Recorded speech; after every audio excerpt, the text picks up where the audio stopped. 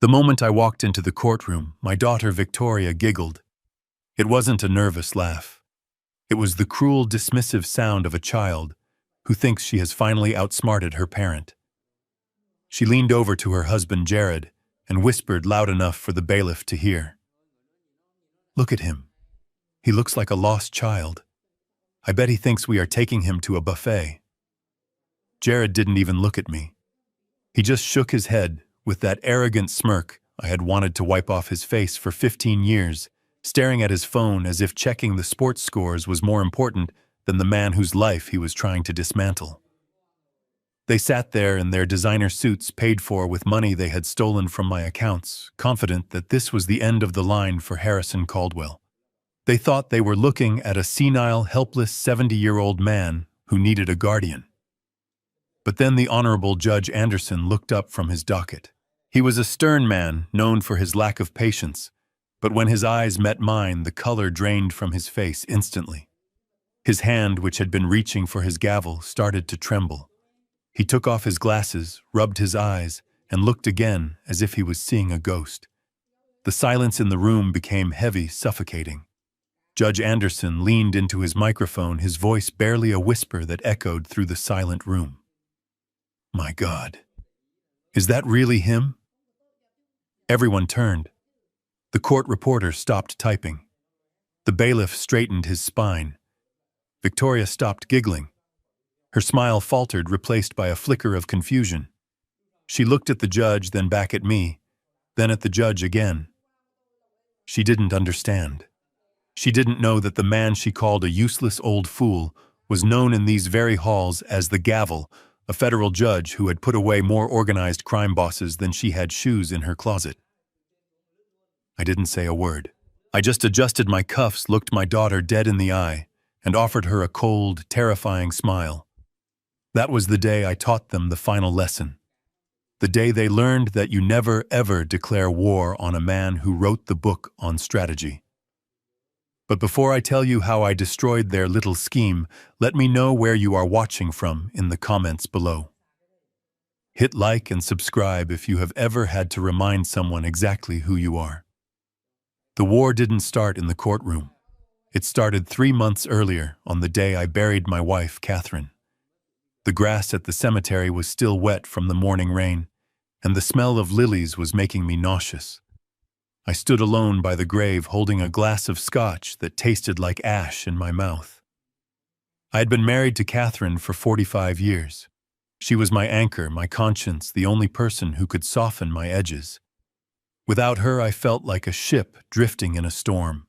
But while I was saying goodbye to the love of my life, my daughter and son-in-law were already calculating the inheritance. I watched them from across the room at the wake. Victoria wasn't crying. She was checking her makeup in her compact mirror.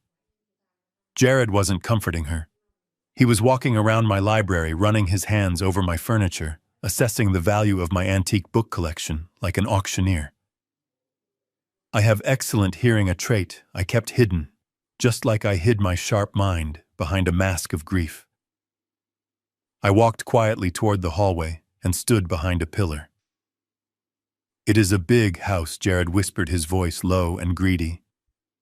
4.5 million easy. The market in Lake Forest is booming right now. Victoria sighed, not with sadness, but with impatience. "We have to move fast, Jared. Dad is already losing it." "Did you see him staring at the coffin? He is checking out. We need to get power of attorney before he spends it all on charity or something stupid." "We will move in next week," Jared replied. "We will tell him it is to take care of him. Once we are inside, we control the environment. We control the mail, the phone, the accounts. He won't even know what hit him." I gripped my glass so hard I thought it would shatter. My wife was not even cold in the ground, and they were already planning the hostile takeover of my life. They didn't see me as a father. They saw me as an obstacle to a $4 million payday. I stepped out from behind the pillar, and they both jumped. "Dad," Victoria said, her voice instantly changing to a sickly, sweet tone that made my skin crawl. "We were just saying how worried we are about you. You shouldn't be alone in this big house." I stared at her, letting the silence stretch just long enough to make them uncomfortable. I am not alone, Victoria. I have memories. Jared stepped forward, clapping a hand on my shoulder. It felt heavy and condescending. That is the thing, Harry.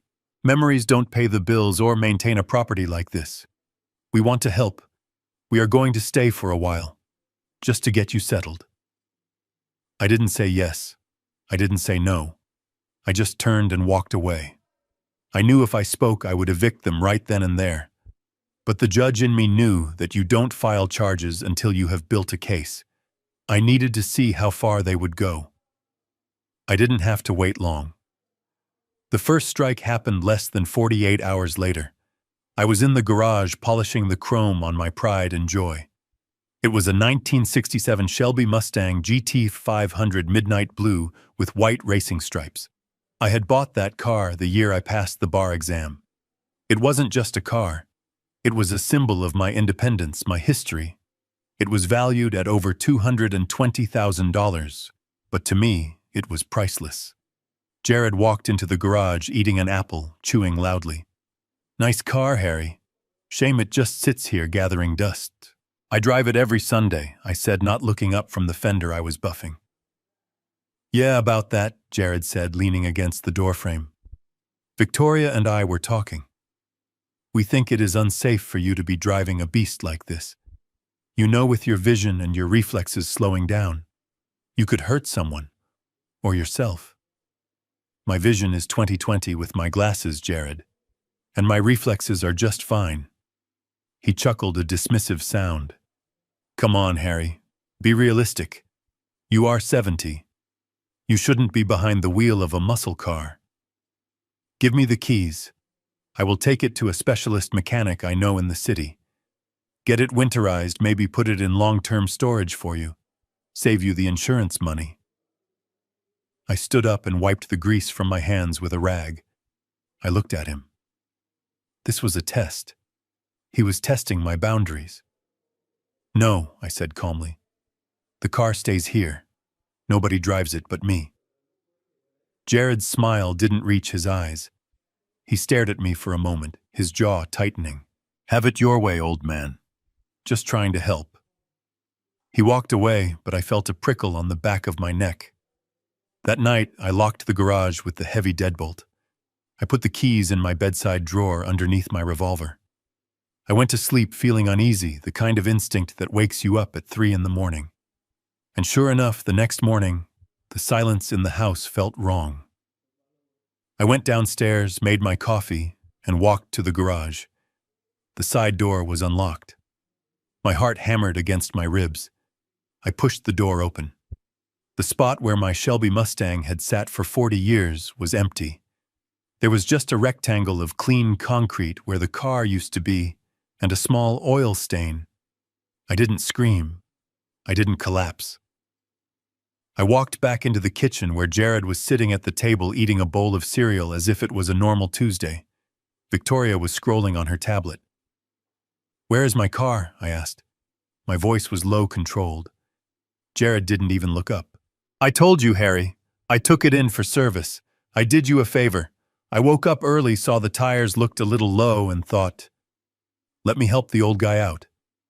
It is at the shop. Which shop? I asked. Give me the number. Oh, it is a guy in Chicago. Don't worry about it. I will handle the paperwork. You just relax. You have enough on your plate grieving Mom. I looked at him. I looked at the way he avoided my eyes. I looked at Victoria, who was refusing to look up from her screen. I walked back upstairs to my bedroom and opened the drawer. The keys to the Mustang were still there, exactly where I had left them. Jared hadn't taken the car with the keys. He had hotwired it. Or he had forced the ignition. He hadn't taken it to a shop.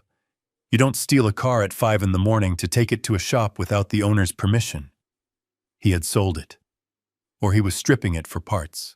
He had stolen my property right from under my nose and lied to my face, using my age as a shield, thinking I would just accept that I was too forgetful to remember if I gave him permission or not. I stood by the window looking out at the empty driveway. A cold, hard resolve settled in my chest. They thought they were dealing with a grieving, confused old pensioner. They thought they had just taken a toy away from a child. But they had just committed grand theft auto. They had just crossed the line from ungrateful children to criminals. I didn't call the police. Not yet. The police would just call it a civil dispute. They would say, "He is your son-in-law, he says he is helping you." No, I needed more. If I was going to take them down, I needed undeniable proof. I needed to let them think they were winning. I closed the drawer. I went back downstairs and sat opposite Jared. "Thank you, Jared," I said, forcing my voice to sound weak and defeated. "I suppose you are right. My eyes aren't what they used to be. Maybe it is better if I don't drive." Jared smirked at Victoria. "See, I told you he would understand." They exchanged a look of triumph. They thought I had surrendered. They had no idea that I had just declared war. And the Mustang was just the first casualty. The silence of the house didn't last long. It was replaced by the frantic, chaotic energy of an occupation. That is what this was. It was not a family moving in to care for an elderly relative. It was an occupation force seizing territory. The next casualty after my car was my last link to humanity within these walls.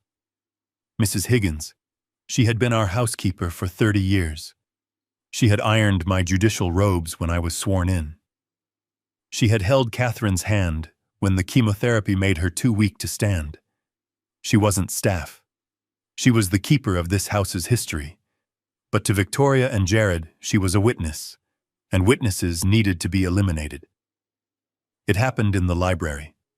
I was sitting in my leather armchair, pretending to stare vacantly at a wall, a performance I was perfecting hour by hour.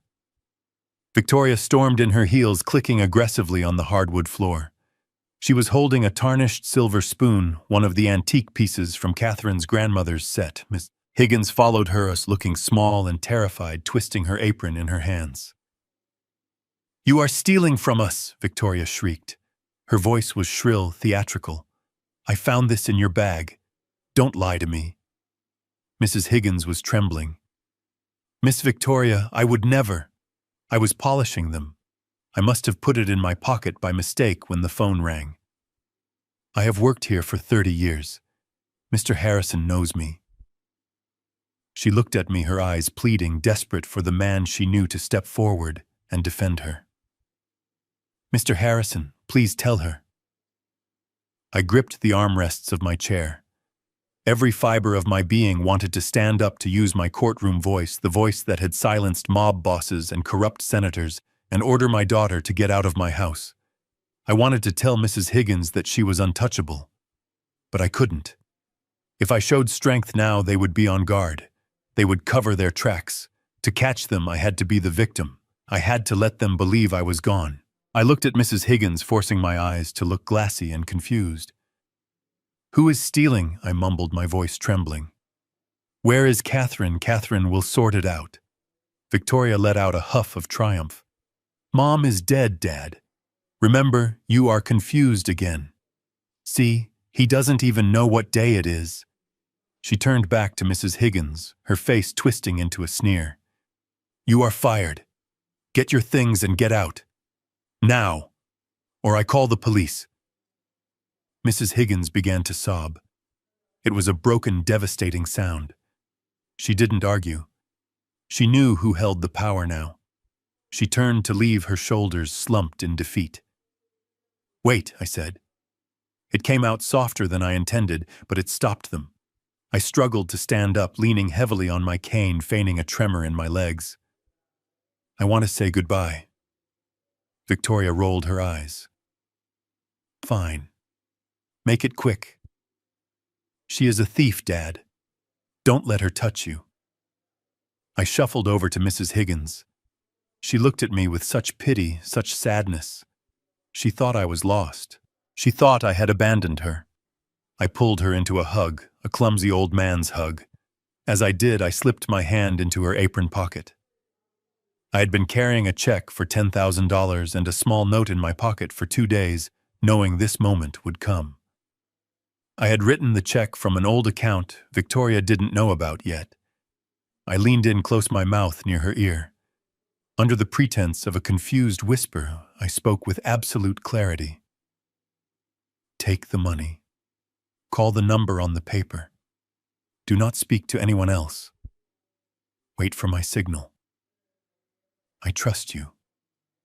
I felt her stiffen. She pulled back slightly, looking into my eyes. She saw it then. The spark, the intelligence. She realized the lights were still on. She blinked, wiping her tears, and gave a tiny, imperceptible nod. Goodbye, Mr. Harrison, she said, her voice steady now. You take care of yourself. She walked out with her head held high. Victoria slammed the door behind her, locking it with a satisfying click. That is better, she said, dusting off her hands as if she had just taken out the trash. Now we can get some people in here who we can actually trust. People who know their place. Phase 1 of isolation was complete. Phase 2 began before lunch. Jared walked into the living room with a bundle of cables in his hand. He had a fake smile plastered on his face, the kind a used car salesman wears when he knows the transmission is about to blow. Hey, Harry, he said, cheerful and loud. I was thinking. All this noise, the phone ringing, the news, the internet. It is too much stress for you. The doctor said you need peace, quiet. So I did you a favor. He held up the cables. They were the cords to the landline phones. Every single one of them. I disconnected the home phones, he continued. No more telemarketers bothering you. And I changed the Wi-Fi password. You don't need to be staring at screens all day. It is bad for your brain. We need to focus on your rest. He wasn't suggesting it. He was informing me. He had severed my lines of communication with the outside world. He had turned my own home into a bunker. But I stammered, trying to sound pathetic. What if I need to call someone? What if I need help? Jared patted my shoulder. That is what we are here for, Harry. You need something, you ask us. We are your connection now. You don't need to talk to anyone else. Who would you call anyway? All your friends are dead or retired. We are your family.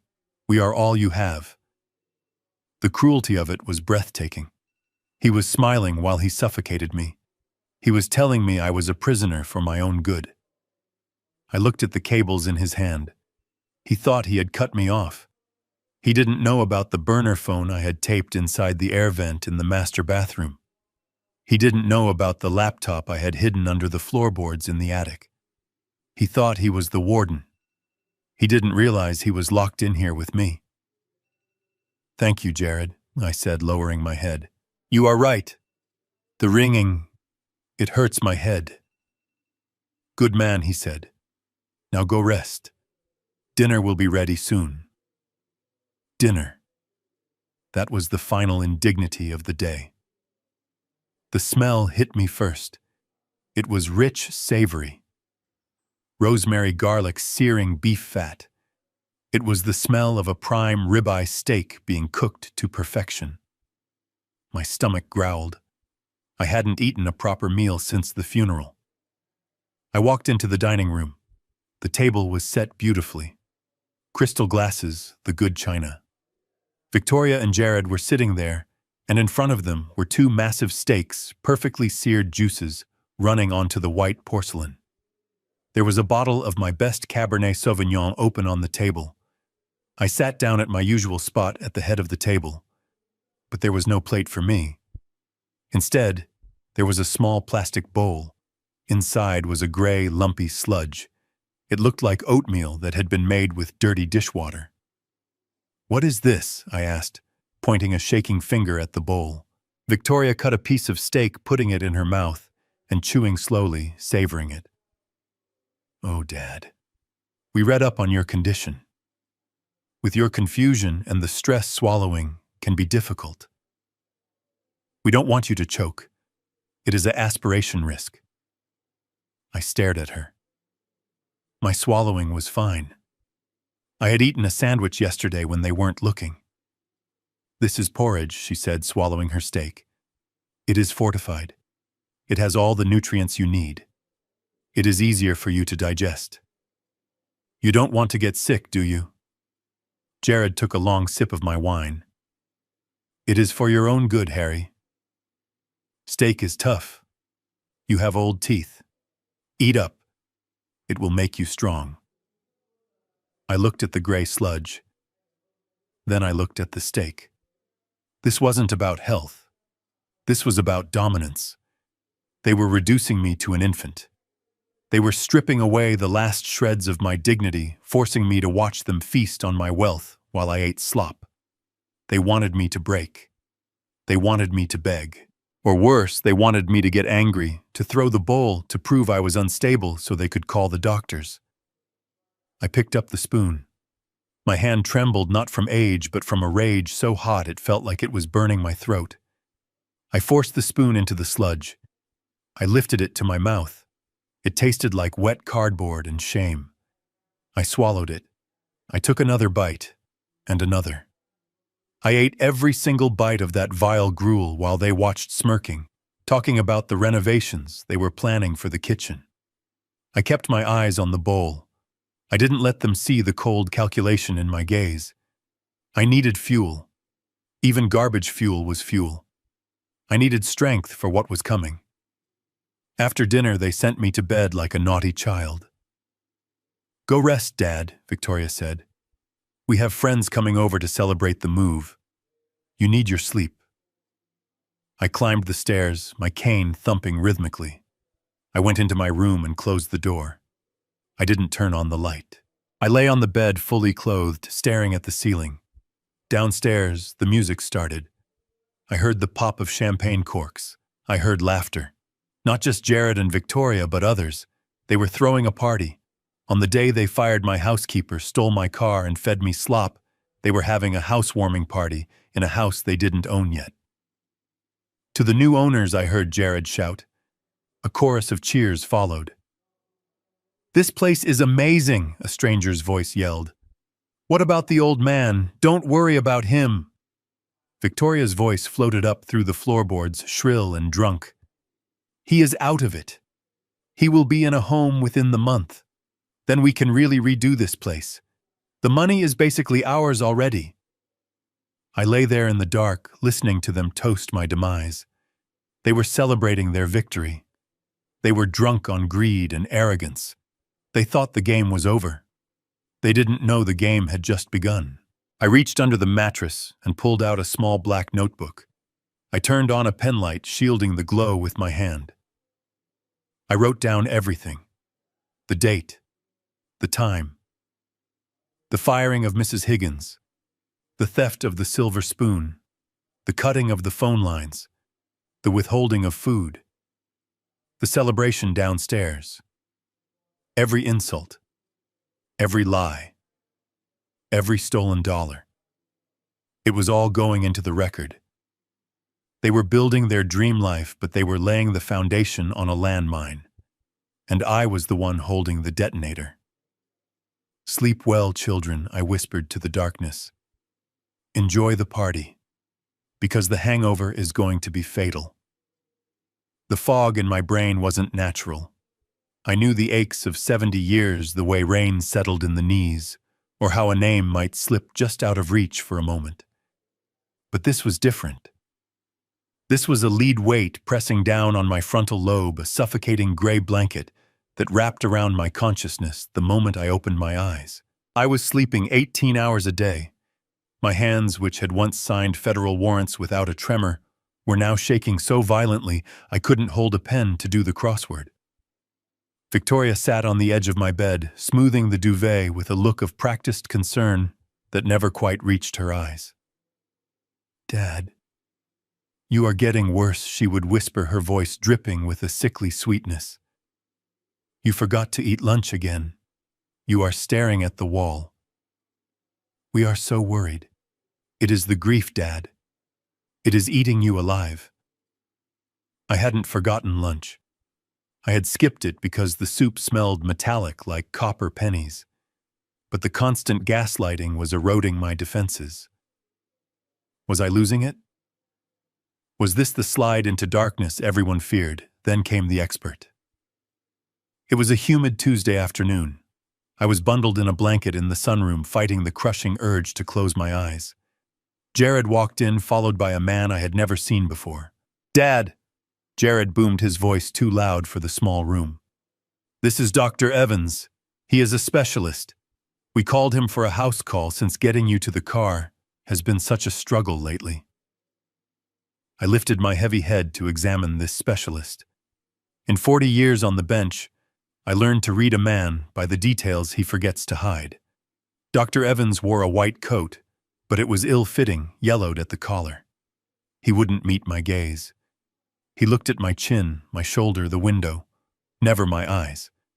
But it was his shoes that condemned him. They were expensive loafers, but the leather was scuffed raw at the toes, and there was dried mud caked thick around the heels. A high-end geriatric specialist making house calls in Lake Forest does not walk through mud. He smelled of stale tobacco and nervous sweat. "Mr. Caldwell," Dr. Evans said, reaching for my wrist. His hands were clammy. "Let us check those vitals." The examination was a farce. He listened to my heart for 3 seconds through a thick wool sweater. He flashed a penlight across my face so fast he couldn't possibly have checked my pupil response. He asked nothing of my history, my diet, my pain. He stood up abruptly, turning to Victoria and Jared. "It is as I suspected," he said, pulling a prescription pad from his pocket. "Rapid onset dementia, likely aggravated by the trauma of your wife's passing. It is aggressive. We need to manage the symptoms immediately to prevent violent outbursts." Violent outbursts, so I was barely strong enough to lift my head. "Is there a cure?" Victoria asked, clasping her hands. "No cure," Evans said, shaking his head. "Just management. I am prescribing a specialized sedative.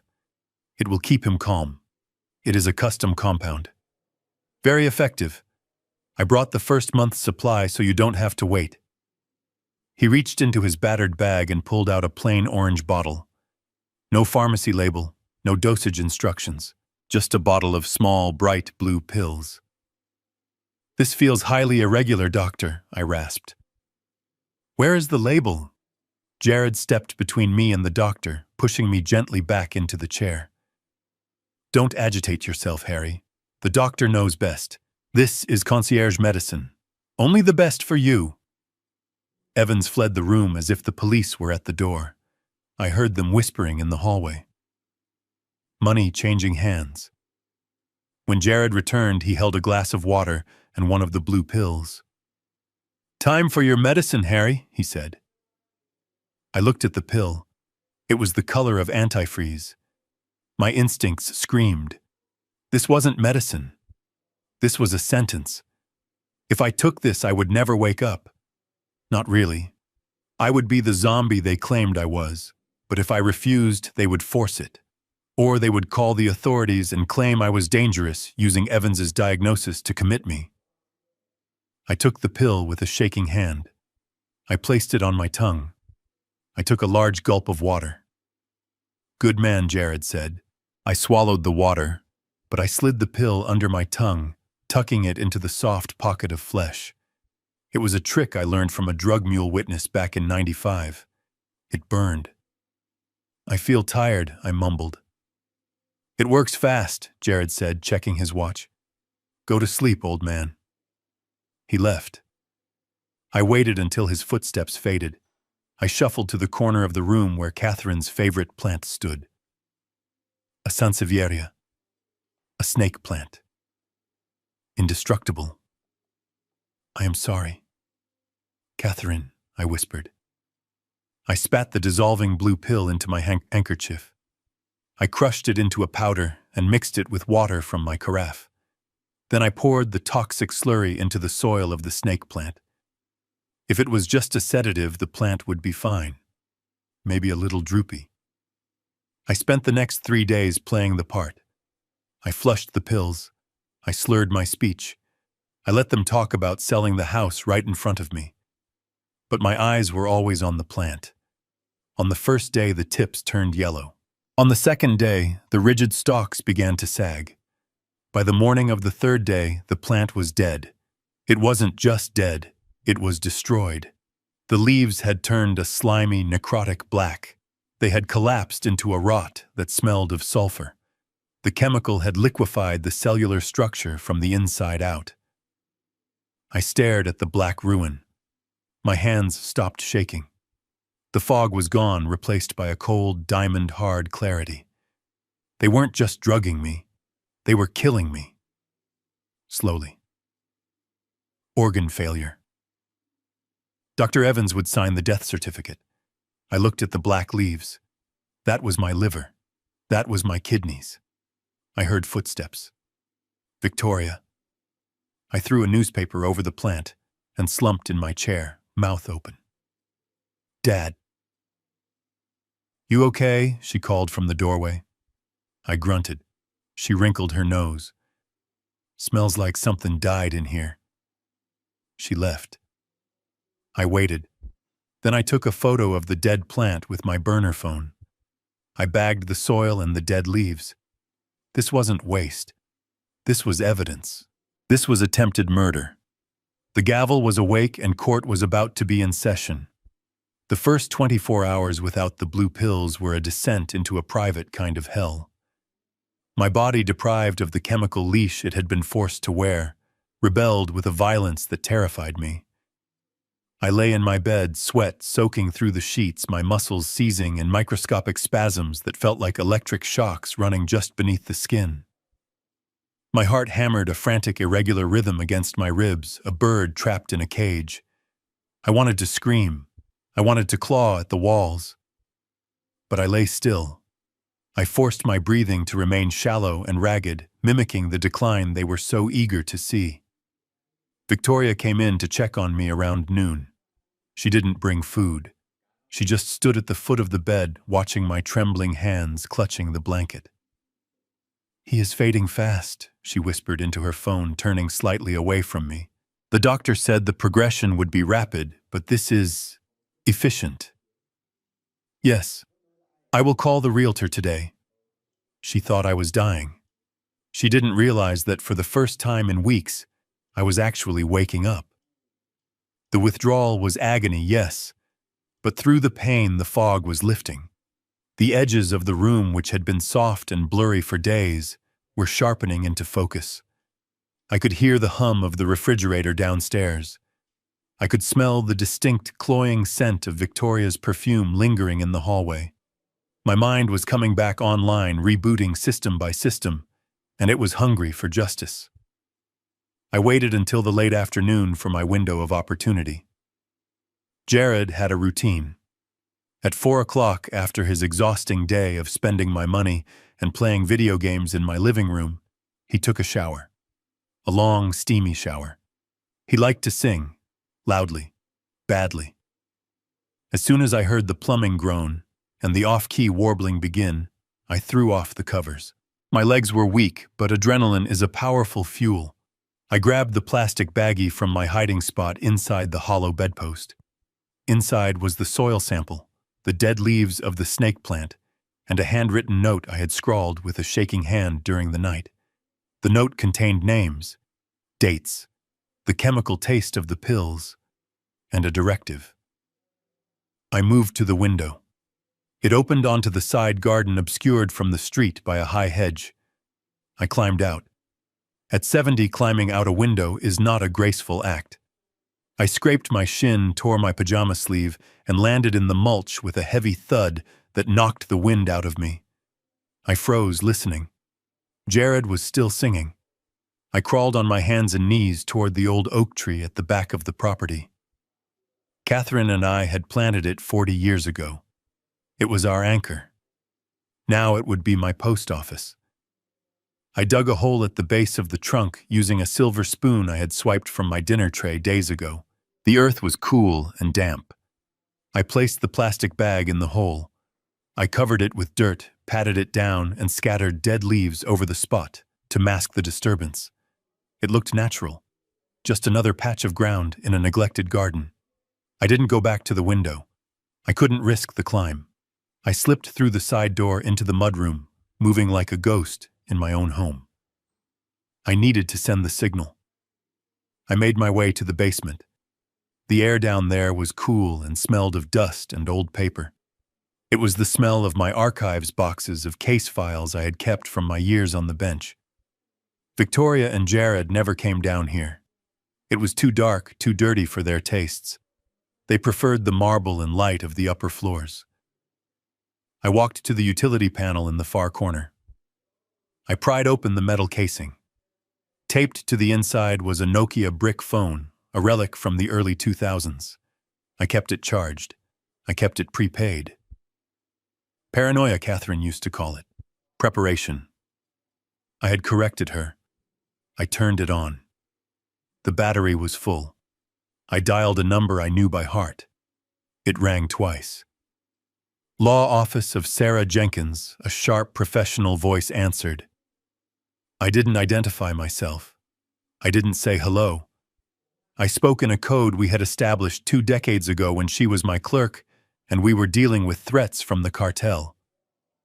The docket is full, Sarah, I rasped. We have a motion to dismiss on the grounds of toxicity. Evidence is filed at the Oak. The client is compromised. There was a pause, a silence that lasted 2 heartbeats. Then Sarah's voice changed. It lost its administrative polish and became steel. Understood, Your Honor. Is the client secure? Negative. Hostile environment. Immediate action required. I will draft the writ. Stay low. The line went dead. I turned off the phone and taped it back inside the panel. My hands were shaking again, but this time from exertion, not weakness. I had done it. The cavalry was coming. I turned to leave the basement, but I froze. The stairs creaked. Someone was opening the door at the top of the stairs. Light flooded down, blinding me in the gloom. Dad. Victoria's voice echoed down the stairwell, sharp and suspicious. What on earth are you doing down there? Panic flared in my chest. If she found the phone, if she realized I was mobile and coherent, the game was over. They would increase the dosage. They would restrain me. I slumped my shoulders. I let my jaw go slack. I turned slowly, shuffling my feet, looking not at her, but at a dark corner of the room. Here, kitty, kitty. I mumbled, my voice trembling with a pathetic, confused hope. Whiskers. Are you down here, boy? Come here, Whiskers. Daddy has some milk. Victoria sighed, a sound of pure exasperation. She walked down 2 steps, peering into the darkness. Dad, Whiskers died 5 years ago. You know that. I looked up at her, letting tears well in my eyes. No. No, I heard him. He is hungry. Catherine said he is hungry. Where is Catherine? She needs to feed the cat. Victoria shook her head, her face twisting in disgust. You are losing your mind, old man. Mom is dead. The cat is dead. There is nobody down here but you and the dust. Come upstairs before you fall and break a hip. I don't have time to take you to the ER today. She turned and walked back up, leaving the door open. I stand there for a moment, letting the mask fall. I wiped the tears from my eyes. Whiskers had been a good cat. He was serving me even from beyond the grave. I shuffled up the stairs, back to my prison, back to the blue pills I would hide in my cheek, and back to the waiting game. They thought I was chasing ghosts. They didn't know the ghost was hunting them. The hours between the dead drop at the oak tree and the middle of the night were an exercise in excruciating patience. I lay in my bed, listening to the house settle my body, screaming for the sedatives I had denied it. The tremors were worse now, a constant low-frequency vibration in my hands and legs that made the bed frame rattle if I didn't tense every muscle to control it. But I welcomed the pain. The pain was real. The pain was clarity. It was a constant reminder of why I was fighting. Around midnight, a new sound drifted up from the floorboards. It wasn't the boisterous partying of the previous night. It was the low, murmured arguing of conspirators who were starting to feel the pressure of their own timeline. I needed to know what they were saying. I needed to know the state of the battlefield. I forced myself up. My joints popped loud in the silence of the room. I froze, waiting for a reaction, but none came. I slipped on my wool socks, the same ones I used for my late-night patrols during the big mafia trials of the 90s when insomnia was my constant companion. I moved to the door and eased it open. The hallway was dark, save for a sliver of light coming from the kitchen downstairs. I didn't go to the stairs immediately. I moved down the hall to the guest room, the one they had claimed as their master suite. The door was open, the room empty. They were downstairs. This was my chance to see the physical evidence of their occupation. I slipped inside their room. It smelled of stale perfume and greed. My eyes adjusted to the gloom and my heart sank. The room was a disaster zone of my possessions. On the dresser, Victoria had piled Catherine's jewelry boxes. Not the costume jewelry, but the velvet boxes from the safe I thought I had hidden well enough. I walked over my steps, silent on the carpet. I opened the top box. It was empty. Catherine's pearl necklace, the one I bought her for our 30th anniversary, was gone. I opened another. Her diamond tennis bracelet. Gone. Panic, cold and sharp, spiked in my chest. I looked around the room. On the bedside table next to a half-empty bottle of wine was a stack of pink slips, pawn shop receipts. I picked them up, my hand shaking with a rage so profound it almost blinded me. Fast cash pawn on 4th Street. They hadn't even taken them to an appraiser or an auction house where they might get fair value. They had pawned my dead wife's heirlooms for quick cash at a strip mall fence. The dates on the receipts were from 3 days ago, the day Dr. Evans arrived. They were liquidating the assets to pay for the poison. I memorized the address. I memorized the ticket numbers. I would get them back. I would burn down the pawn shop if I had to, but I would get them back. I put the receipts back exactly as I found them. I turned to leave, but something under the bed caught my eye. A heavy metal briefcase. It wasn't mine. It was Jared's. I knelt down my knees, protesting on the hard floor. The case was locked, a simple 3-digit tumbler. Jared was not a complex man. I tried the first combination that came to mind. 777. The slot machine jackpot. The latch clicked open. I lifted the lid. Inside there were no papers. There was cash, stacks of it, rubber-banded rolls of $100 bills. It looked like $20,000, maybe $30,000. But next to the cash was something that made my blood run cold. It was a gun, a snub-nose .38 special. The serial number had been filed off. It was a throwaway piece, a burner gun, the kind used by low-level enforcers and desperate criminals. Why did my son-in-law, a failed real estate broker, have a serialized weapon and 30 grand in cash under his bed? This wasn't just greed anymore. This was dangerous debt. This was the kind of trouble that didn't end with a lawsuit. It ended with a shallow grave. They weren't just stealing from me to live the high life. They were stealing from me to pay off someone scary. Someone who wouldn't accept excuses. I closed the case and scrambled the lock.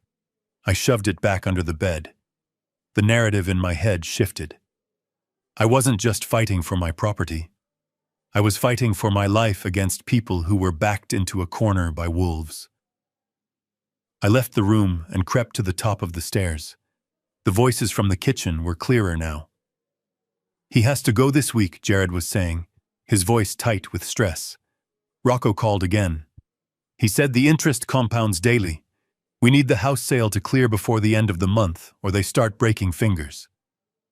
"It is not that simple," Jared, Victoria hissed back. "The power of attorney has a waiting period, unless Dr. Evans declares him incapacitated immediately." "Then call Evans," Jared snapped. "Tell him to up the dose. Make him a vegetable if you have to. I am not losing my kneecaps because your dad is taking too long to die." I gripped the banister. My knuckles turned white. They were accelerating the timeline. Rocco. That was the name. A loan shark. Jared was in deep with a loan shark, and I was his collateral. Suddenly I heard the scrape of a chair against the kitchen floor. Footsteps approaching the stairs. "I am going up to check on him," Victoria said. "I want to make sure he actually swallowed the pill tonight." I was exposed. I was 10 feet from my room, but the floorboard in front of my door groaned like a dying animal if you stepped on it wrong. I couldn't make it back in time without making noise. I looked around frantically. The linen closet was 2 feet away. I pulled the door open and squeezed inside, pulling it shut, just as Victoria's shadow fell across the top of the stairs. I held my breath. The closet smelled of lavender sachets and mothballs. I pressed myself against the shelves of towels, praying my tremors wouldn't make the door rattle. Victoria walked past the closet. I could hear the swish of her silk robe. She stopped at my bedroom door. She opened it. Silence. She was looking at my empty bed. My heart hammered against my ribs like a trapped bird. If she turned on the light, if she saw the bed was empty, the alarm would be raised. They would hunt me down. They would realize I was mobile. "Dad," she whispered into the dark room. I didn't answer. I bit my tongue to keep from coughing. She stepped into the room. I heard the bathroom door open. "Dad, are you in there?" She was moving deeper into the room. This was my chance. I eased the closet door open. I slipped out into the hallway. I didn't run. Running makes noise. I flowed. I moved with the muscle memory of a man who used to sneak into the nursery to check on his sleeping daughter without waking her. I reached the threshold of my room just as she was coming out of the bathroom. I leaned heavily against the doorframe, letting my body sag, my eyes drooping half shut. "Victoria," I mumbled, slurring the words. "Is it morning?" She jumped, spinning around. She put a hand to her chest. "Jesus, Dad. You scared me." "Where were you?" I blinked slowly, looking confused. "Water. Thirsty. Kitchen is too far. Got lost." She let out a breath of relief, but her eyes were still suspicious. "You were downstairs." "No," I lied, pointing vaguely down the hall. "Bathroom. Wrong door. Dark." She stared at me for a long moment, analyzing my posture, my face. I let a little drool escape the corner of my mouth. I let my hand shake violently against the doorframe. She bought it. The contempt in her eyes returned, replacing the suspicion. "You are wandering," she said, disgusted. "Go back to bed. I will get you water. Do not leave this room again." I shuffled back to the bed and climbed in. She watched me, her arms crossed. "You are a mess, Dad," she whispered. "A total mess." She left, closing the door firmly. I heard the lock click from the outside. She had locked me in. I lay in the dark, my heart rate slowly returning to normal. They had locked the door. That complicated things. But they had forgotten one thing. This was my house. I built it. I knew its secrets. The bedroom door had a lock, yes, but the hinges were on the inside. And I had a multi-tool in the pocket of my suit jacket hanging in the closet. I waited 10 minutes until I heard them go into the guest room and the door close. Then I got up. I didn't go for the water. I went for the closet. I retrieved the multi-tool. It took me 3 minutes to pop the hinge pins. I lifted the door out of the frame, setting it gently against the wall. I was free again. But now I had new information. Pawn shop receipts, a gun, a loan shark named Rocco, and a deadline. They were desperate. Desperate people make mistakes, but desperate people are also dangerous. I needed to secure the financial evidence tonight. I needed to hack the laptop. I looked at the open doorway. The hallway was clear. The house was silent again. I took a deep breath, steeling myself against the pain in my joints. the investigation wasn't over. I had to go back into the belly of the beast. I had to get to the study. I moved into the hall, stepping over the threshold where the door used to be. I was a ghost in my own life, haunting the people who tried to kill me. And ghosts, as they would soon learn, are very hard to catch. I reached the door to my study. It was closed, but not locked. Jared was arrogant. He thought I was a drooling invalid incapable of turning a doorknob, let alone navigating a complex financial investigation. I pushed the door open. The smell hit me first. It was the scent of disrespect. Stale pepperoni pizza, cheap beer, and that cloying body spray Jared insisted on marinating in. My study, once a place of law and order, a place where I had written opinions that changed federal precedents, now smelled like a fraternity house basement. I walked to my desk. My beautiful hand-carved mahogany desk was cluttered with his garbage, empty cans, a half-eaten sandwich, and there, sitting in the center like a throne, was my laptop. I opened the lid. The screen flared to life, casting a ghostly blue light across the room. I squinted against the brightness. It asked for a password. I didn't need to hack it. I didn't need a decryption key. I knew my enemy. Jared was a simple man with simple vanities. I typed in the 6 digits I knew would be there. 041283. Victoria's birthday. Access granted. I didn't smile. There was no joy in being right about their stupidity. I navigated immediately to the browser. He hadn't even logged out of the bank portal. The Caldwell Family Trust dashboard was open. I looked at the balance. It was significantly lower than it had been a month ago. I clicked on the transaction history. My eyes scanned the lines looking for the bleed. It didn't take long to find the hemorrhage. There were a series of transfers, all labeled with vague, professional-sounding codes. Medical consulting fees, geriatric care management, lifestyle audit services. The recipient for all of them was a company called J&V Consulting LLC, Jared and Victoria. They weren't even trying to hide it. They had set up a shell company and were funneling my life savings into it, pretending they were paying for my care. I clicked on the most recent transfer, dated just yesterday. $450,000. Nearly $500,000 siphoned out in a single keystroke. That wasn't just theft. That was grand larceny. That was wire fraud. That was a federal crime carrying a sentence of up to 20 years. I took a deep breath, steadying my hand. I needed more. I minimized the browser and opened his email client.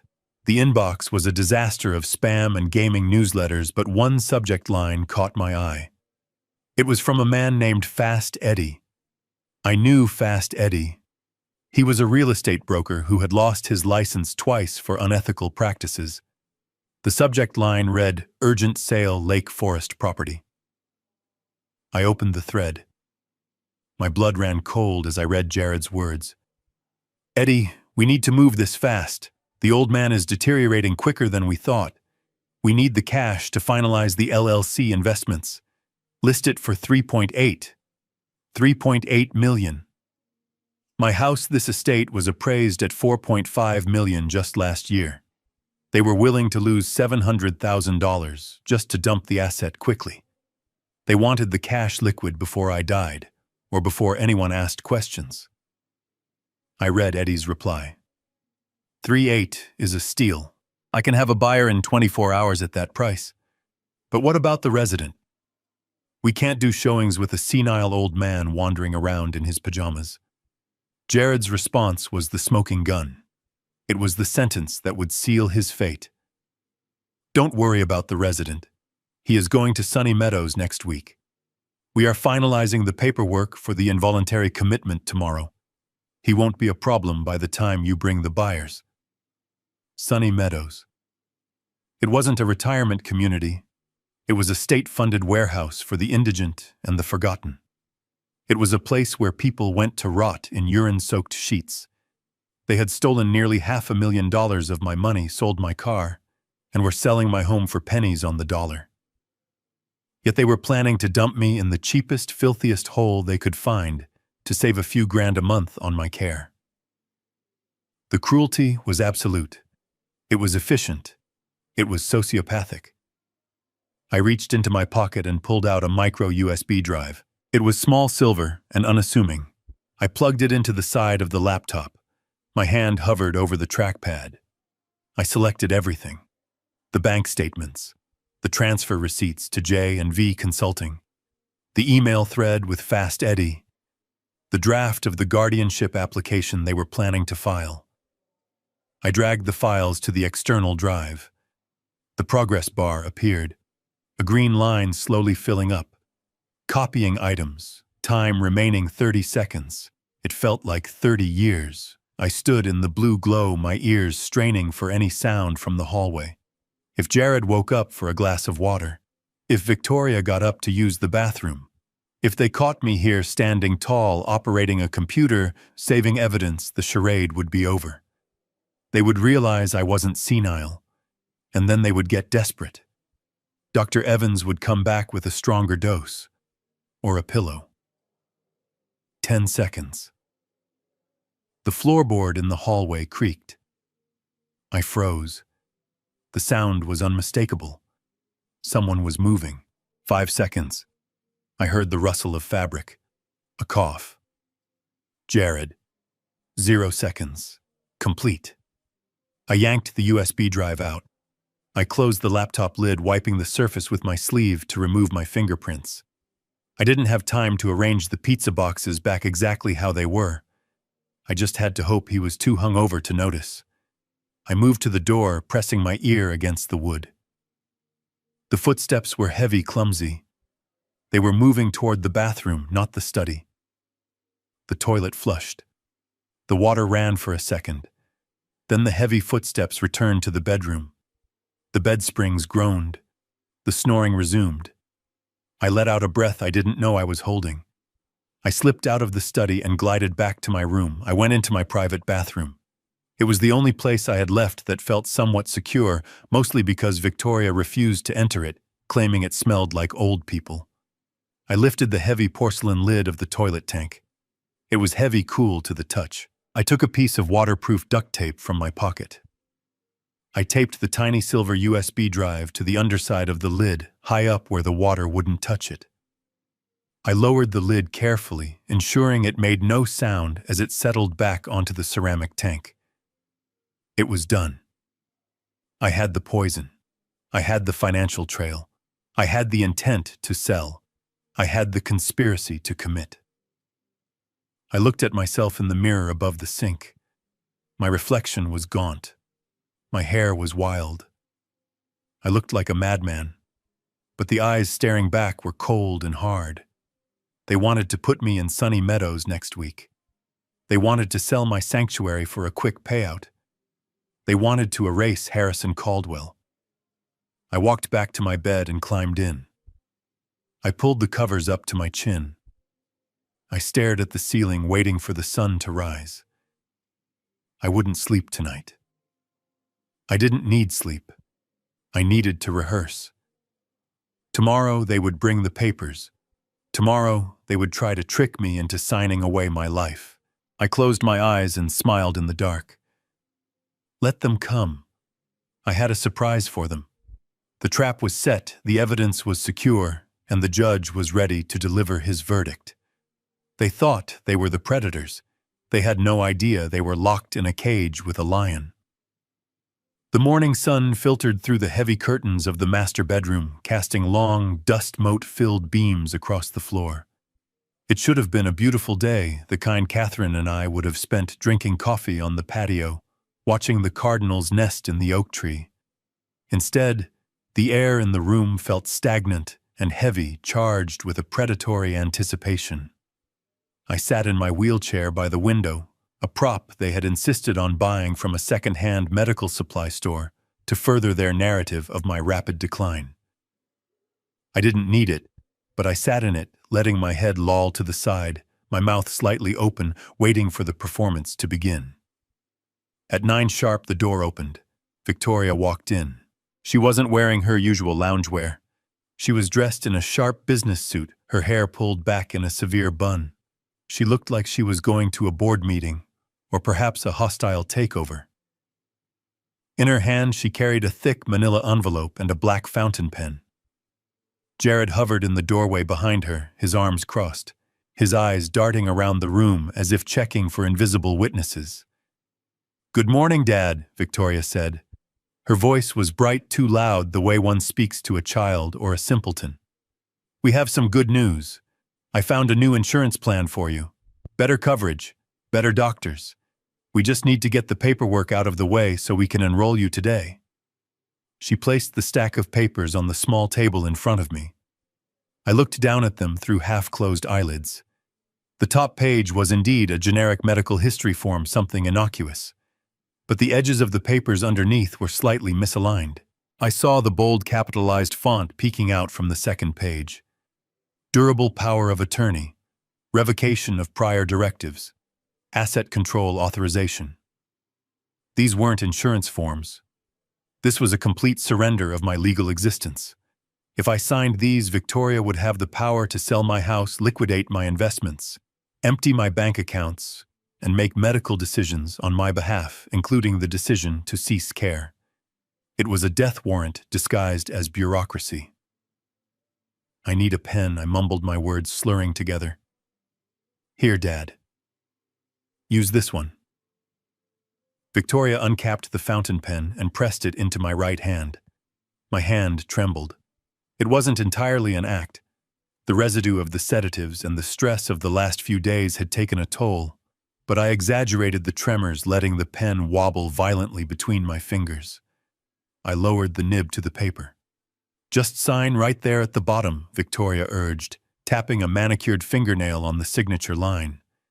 I tried. I really did.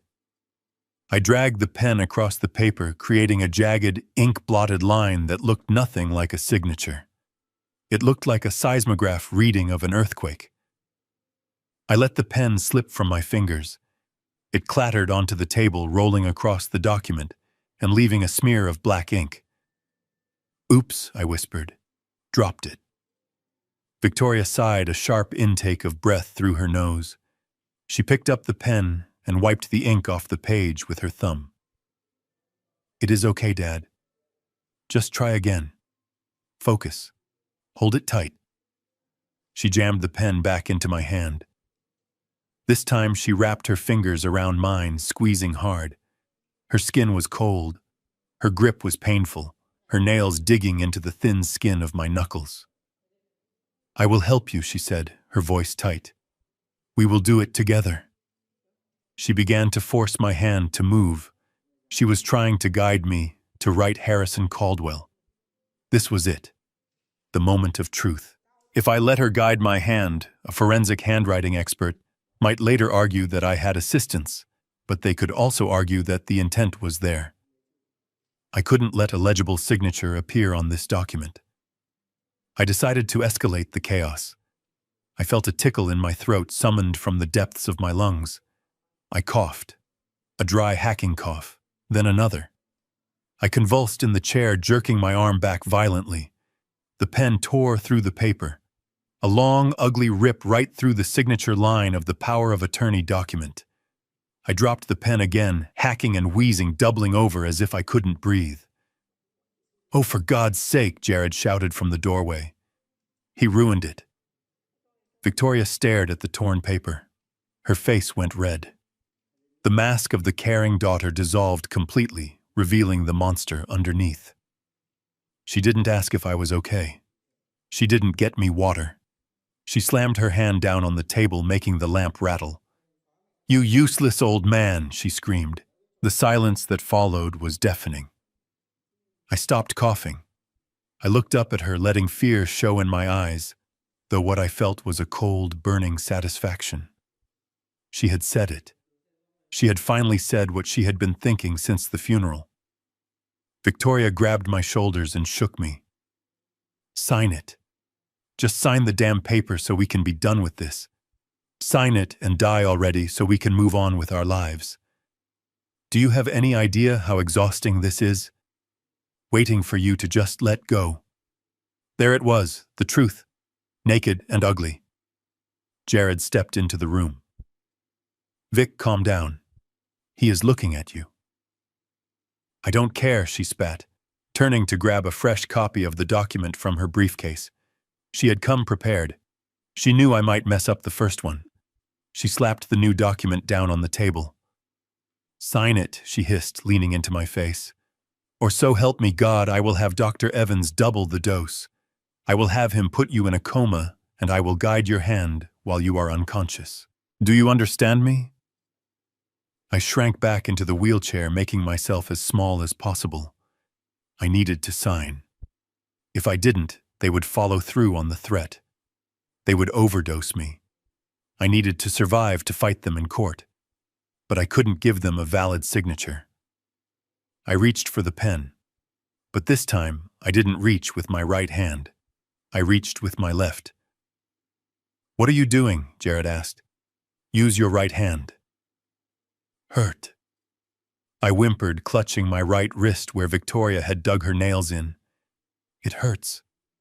Can't hold. Victoria looked at my right hand. There were red crescents where her nails had pierced the skin. A small drop of blood was forming. She flinched, perhaps realizing she had left physical evidence of abuse. Fine, she snapped. Use the left. Just make a mark. Anything. I took the pen on in my left hand. I am not ambidextrous. I have never written with my left hand in my life. The grip was awkward, foreign. I lowered the nib to the paper. I wrote H. Caldwell. It was shaky. It was slanted the wrong way. The pressure points were all wrong. The loops were jagged. It looked like the writing of a child or a very sick man. But more importantly, to the eyes of the law and forensic science, it was a signature made under extreme duress with a non-dominant hand, which fundamentally alters the biometric rhythm of the writing. I knew because I had presided over a case in 1998 where a will was invalidated for this exact reason. A signature that deviates more than 40% from the baseline motor control of the subject is flagged as suspicious. By signing with my left hand, I was practically stamping the document with the word fraud in invisible ink. There I whispered, dropping the pen. Done. Victoria snatched the paper up before the ink was even dry. She scrutinized it. It was ugly, but it was legible enough for a bank teller who didn't care to look too closely. Finally, she muttered. She didn't say thank you. She didn't apologize for the screaming or the shaking. She stuffed the papers into her envelope. Get him cleaned up, she said to Jared, gesturing vaguely at me. He looks pathetic.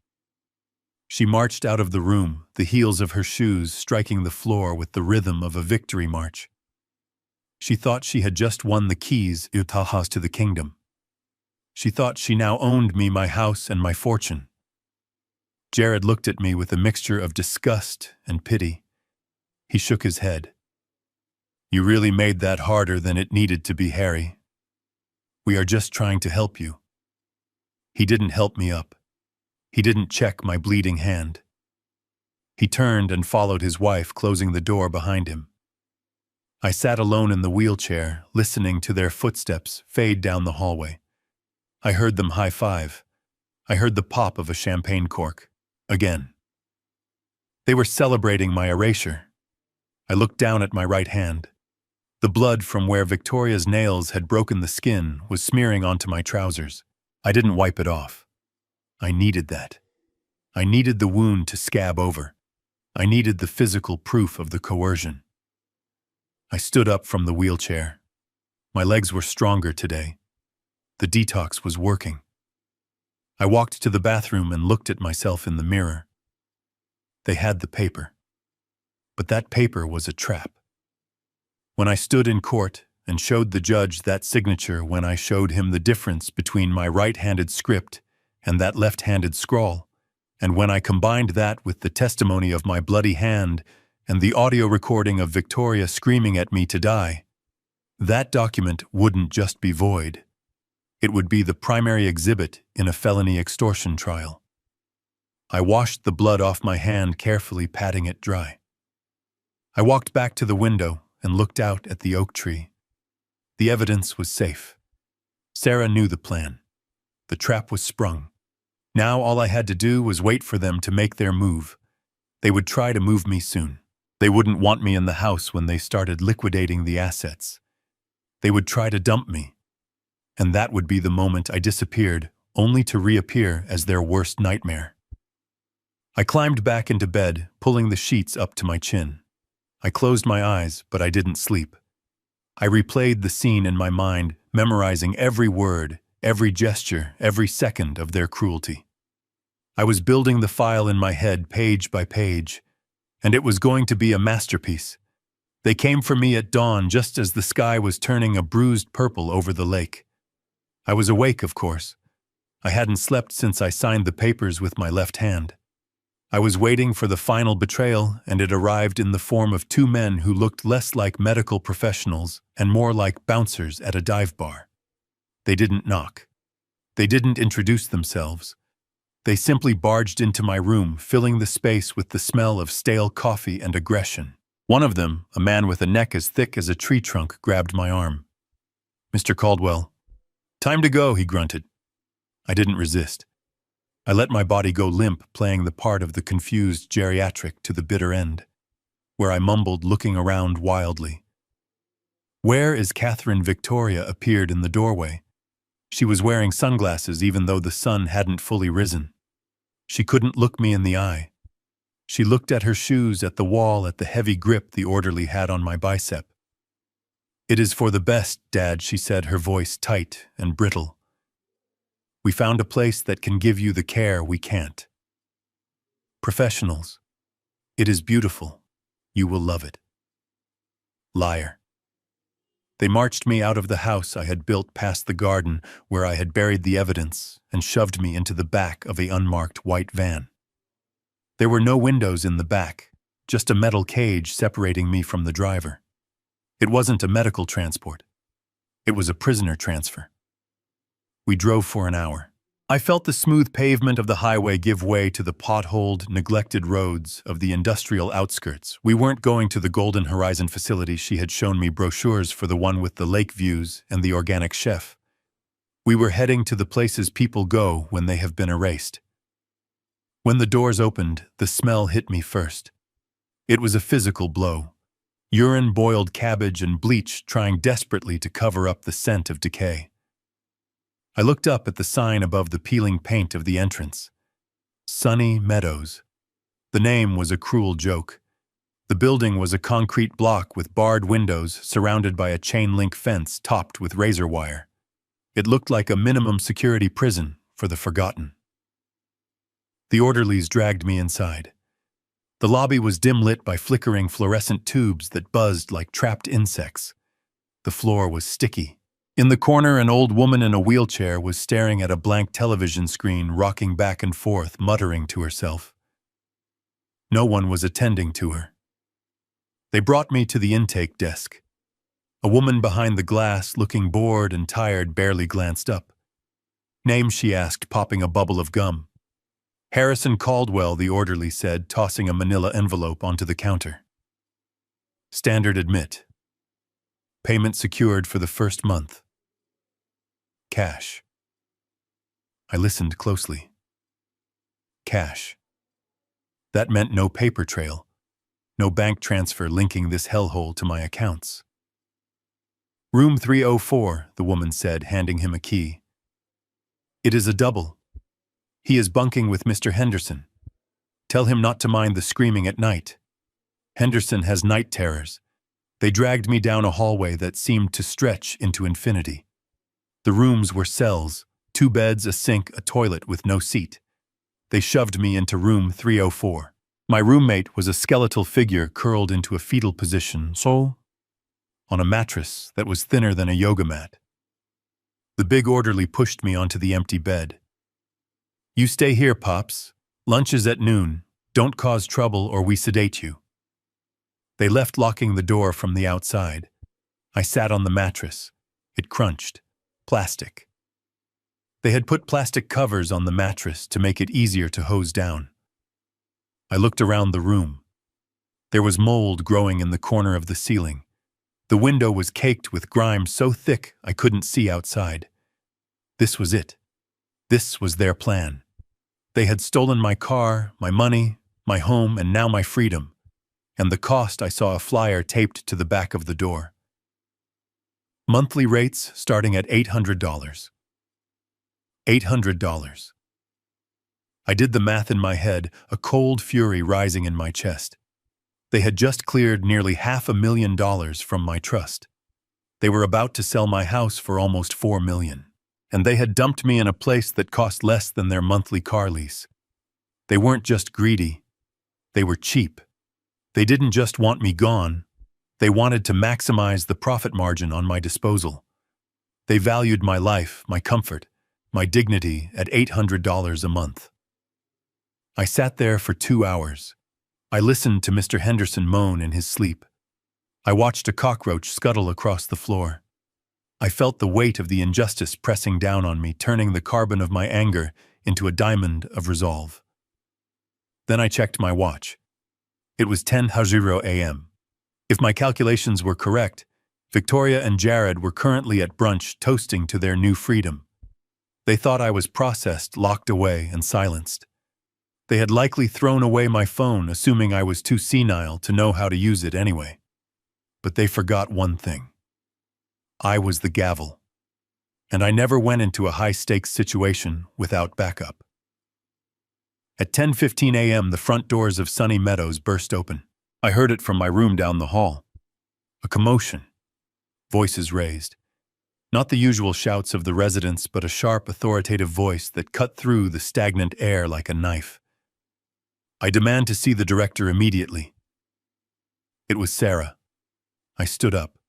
I walked to the door and pressed my ear against it. "You cannot just barge in here," the receptionist squeaked. "I am a partner at Jenkins & Associates."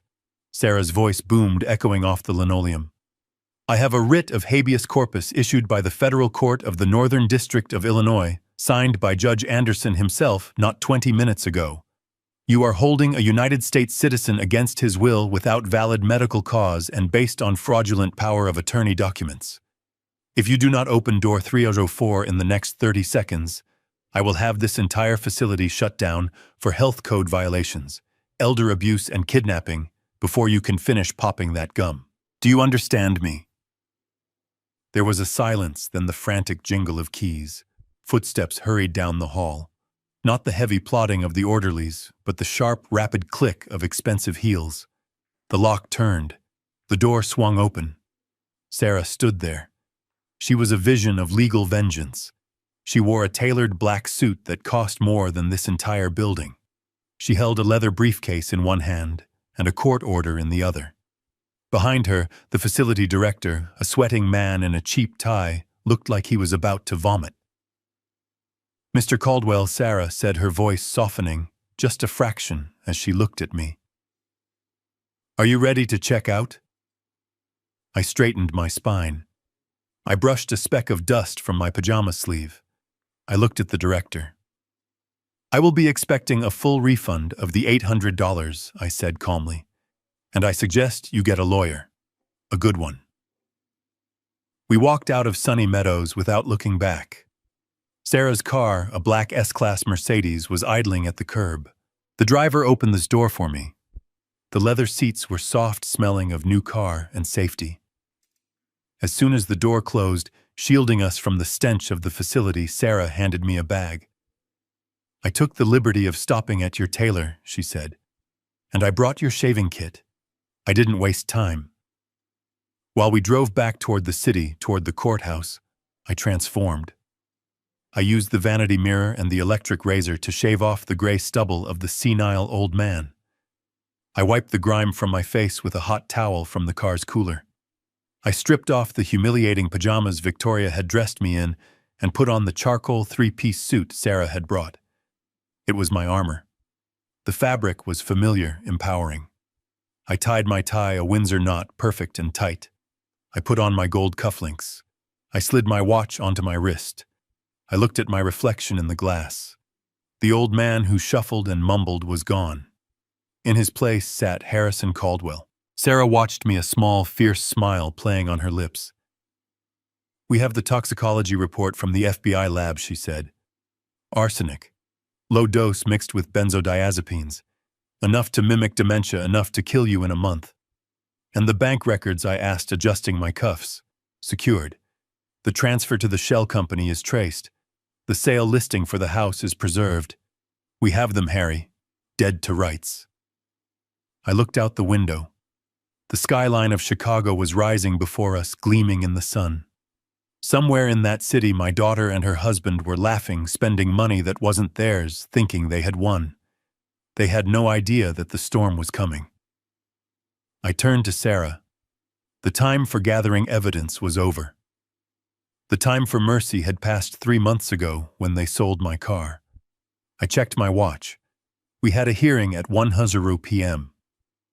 "Step on it," I said to the driver. Then I looked at Sarah, and for the first time in months, I smiled. It wasn't a nice smile. It was the smile of a predator who has just spotted its prey in the open. "It is time to hunt, Sarah. Let's go to court."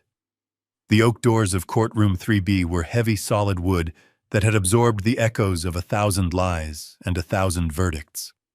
I stood outside them for a moment, adjusting my cufflinks, feeling the cool, familiar weight of the courthouse air. It smelled of floor wax, old paper, and the distinct metallic tang of anxiety.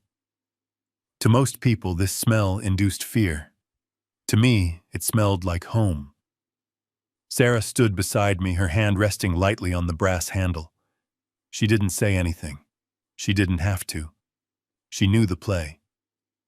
She pushed the doors open, and we stepped into the arena. The scene inside was a masterpiece of staged grief. Victoria and Jared were sitting at the plaintiff's table, dressed in somber, expensive black. Victoria was dabbing at her dry eyes with a lace handkerchief, her shoulders shaking with a performance of sorrow that would have been moving if I hadn't known she was checking her stock portfolio on her watch 5 minutes ago. Jared sat beside her, his head bowed, playing the part of the stoic, burdened son-in-law, the man forced to make the hard choice for the family's own good. Their lawyer, a slick man named Mr. Sterling, with a suit that cost more than my first car, was standing before the bench, his voice dropping to a theatrical hush. "Your Honor," he intoned, gesturing vaguely to the empty seat where I was supposed to be. "This is not a petition we bring lightly." Mr. Caldwell was a titan of the community, a man of immense respect. To see him reduced to this state, to a man who attacks his own caregivers, who wanders the streets, confused, who cannot even feed himself, it is a tragedy. But for his own safety and to preserve the remains of his estate from his own chaotic impulses, we must ask for immediate and total emergency guardianship. We have the medical reports from Dr. Evans citing rapid cognitive collapse. We have the incident reports. We have no choice. Judge Anderson sat behind the high bench, looking over his spectacles. I knew Anderson. 20 years ago, he was a young prosecutor who had been framed for evidence tampering by a corrupt police chief. I was the judge who saw the inconsistencies. I was the one who subpoenaed the hidden tapes that cleared his name and saved his career. He was a good man, a fair man, but he looked tired. He was nodding slowly, buying the narrative Sterling was selling, because he had no reason not to. He hadn't seen Harrison Caldwell in 10 years. He expected to see a ghost. And then I stepped into the aisle. The sound of my shoes on the marble floor was sharp and rhythmic. Click, click, click. It wasn't the shuffle of a slippered invalid. It was the march of a soldier returning to the front lines. The sound cut through Sterling's monologue. Heads turned. The court reporter stopped typing. The bailiff, who had been leaning against the wall looking bored, straightened up, his eyes widening. I walked down the center aisle, my back straight, my chin held high. I wasn't using a cane. I wasn't wearing the stained pajamas they had sent me away in. I was wearing my charcoal 3-piece suit, the one I had worn to my own retirement ceremony. I looked impeccable. I looked dangerous. Victoria turned in her seat. When she saw me, her initial reaction wasn't fear. It was amusement. She was so deep in her delusion, so convinced of her own victory, that she couldn't process the reality in front of her. She giggled. It was that same cruel, dismissive sound that had haunted me for months. She leaned over to Jared, whispering loud enough to carry in the sudden silence. "Look at him. He looks like a lost child playing dress-up. I bet he thinks we are taking him to a buffet. He probably doesn't even know where he is." Jared didn't look at me. He shook his head, a smirk playing on his lips, turning his gaze away as if looking at me was beneath him. He was already spending the money in his head. He was already redesigning the kitchen. But Judge Anderson wasn't looking at them. He was looking at me. As I passed the bar and stepped into the well of the court, Anderson's face went pale. The blood drained from his cheeks so fast I thought he might faint. His hand reaching for his water glass began to tremble. He took off his glasses, rubbed his eyes, and looked again. He knew that walk, he knew that suit. He knew the man who had taught him that the law is a shield, not a sword. The silence in the room became heavy, suffocating. It pressed against the eardrums. Judge Anderson leaned into his microphone. His voice was barely a whisper, but it boomed through the speakers like a thunderclap. "My God, is that really him?" Victoria stopped smiling. She looked at the judge, confused by his reaction. She didn't understand. She thought I was just her senile father. She didn't know I was a legend in this building. She didn't know that the man sitting on the bench considered me his mentor, his savior. I didn't stop at the defendant's table. I walked right past Mr. Sterling, who stumbled back as if he had been physically pushed by the force of my presence. I walked until I was standing directly in front of the bench, eye to eye, with the man who held the power to destroy me or save me. I looked at Anderson. I gave him a small, almost imperceptible nod. A signal. I am here. I am awake. And I am angry. Then I turned slowly to face the courtroom. I looked at Victoria. Her smile was gone now, replaced by a flicker of unease. She was starting to realize that the script had changed.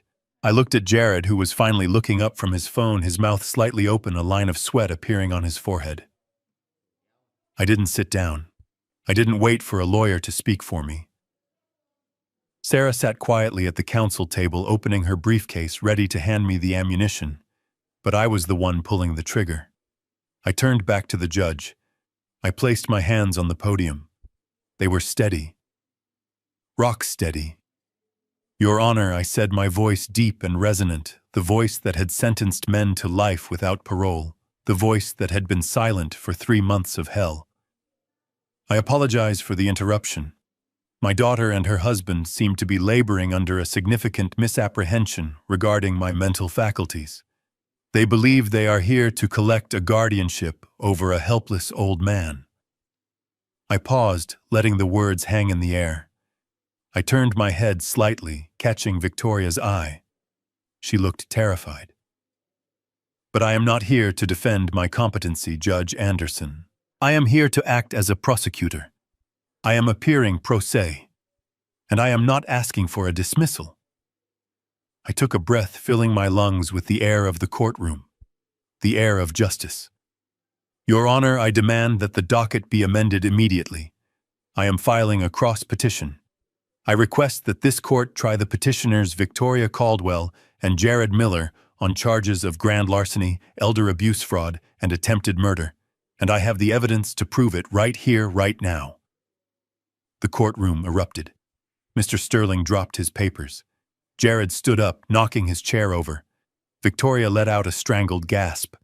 Judge Anderson banged his gavel not to silence me, but to silence them. "Order!" Anderson roared, his eyes blazing with a fury I hadn't seen in 20 years. "Order in this court! Mr. Caldwell, you may proceed." I smiled. It was a cold, terrible smile. The trap was sprung. The lion was out of the cage, and it was feeding time. The gavel bang was still echoing in the high ceiling of the courtroom as I turned my gaze to the gallery. The silence was absolute, a vacuum created by the sudden shift in power. Victoria was gripping the edge of the table so hard her knuckles were white. Jared was staring at his shoes, perhaps realizing for the first time that his internet schemes and street smarts were useless in a federal court setting. I didn't look at them. I looked past them to the third row, where a sweating man in an ill-fitting suit was trying to make himself invisible. I called Dr. Reginald Evans to the stand. I announced my voice filling the room without the need for a microphone. Evans froze. He looked to Jared for help, but Jared was busy pretending he didn't exist. The bailiff, a burly man who had worked my courtroom for years, moved toward the aisle. Evans stood up shakily, his knees knocking together. He walked to the witness stand like a man walking to the gallows. He was sworn in. He sat down. He wiped his forehead with a handkerchief that was already damp. "Mr. Caldwell," Judge Anderson said, nodding to me. "Your witness." I didn't go to the podium. I walked right up to the witness box, encroaching on his personal space looming over him. I let the silence stretch, letting him stew in his own anxiety. "State your name and occupation for the record," I said. "Reginald Evans," he squeaked. I am a geriatric specialist, a neurologist, I repeated, savoring the word. "Impressive. Tell me, Dr. Evans, in your expert opinion, what was the primary indicator of my rapid cognitive decline?" Evans licked his lips. His eyes darted around the room. "Well, Mr. Caldwell, it was the confusion, the disorientation, the tremors. Classic signs of advanced degeneration." "I see. And scientifically speaking, which part of the brain was affected?" "Was it the frontal lobe, the hippocampus?" "It was, yes, both. Generalized atrophy. Very sad." I leaned in closer. "And did you observe any issues with my Wernicke's area?" Evans blinked. "Excuse me, my Wernicke's area, doctor. Surely a neurologist knows what that is." "Did you observe aphasia? Did you check for the Babinski sign?" Evans was sweating profusely now. Sweat was dripping down his nose. "Well, of course, the Babinski was very positive. Very bad." I smiled. It was a wolf's smile. "That is fascinating, doctor. Because the Babinski sign is a reflex in the foot.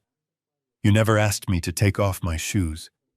And Wernicke's area controls language comprehension. If mine was damaged, I wouldn't be able to understand your lies right now." A ripple of murmurs went through the courtroom. Evans turned pale. I meant, it was a preliminary diagnosis," he stammered. "Preliminary," I scoffed. "You prescribed medication, potent medication, based on a glance at my shoes and a check of my pulse through a wool sweater."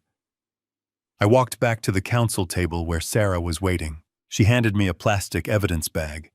Inside was the orange bottle Evans had given me. "Do you recognize this, doctor?" Evans stared at the bottle as if it were a live cobra. "Yes. That is the medication I prescribed. A sedative. To help you sleep. To calm the agitation. A custom compound you called it," I said, holding the bottle up for the judge to see. "Concierge medicine. Yes. Just a mild relaxant. Standard for your condition." I turned to Sarah again. She handed me a thick document with the seal of the Federal Bureau of Investigation stamped on the cover. I felt a surge of gratitude for my old friends at the Bureau who hadn't forgotten the favors I did them in the 90s. "I have here a toxicology report from the FBI Forensic Laboratory in Quantico," I said, my voice rising. "I sent them a sample of these pills 3 weeks ago, along with a sample of the soil from a snake plant that died 3 days after I watered it with this solution." Victoria let out a small strangled gasp. I ignored her. "Would you like to know what is in your mild relaxant?" Dr. Evans didn't answer. He was shaking his head, his mouth opening and closing like a fish out of water. It contains ketamine, I read from the report. A horse tranquilizer. In doses high enough to knock out a thoroughbred. But that is not the worst part. I slammed the report down on the railing of the witness box.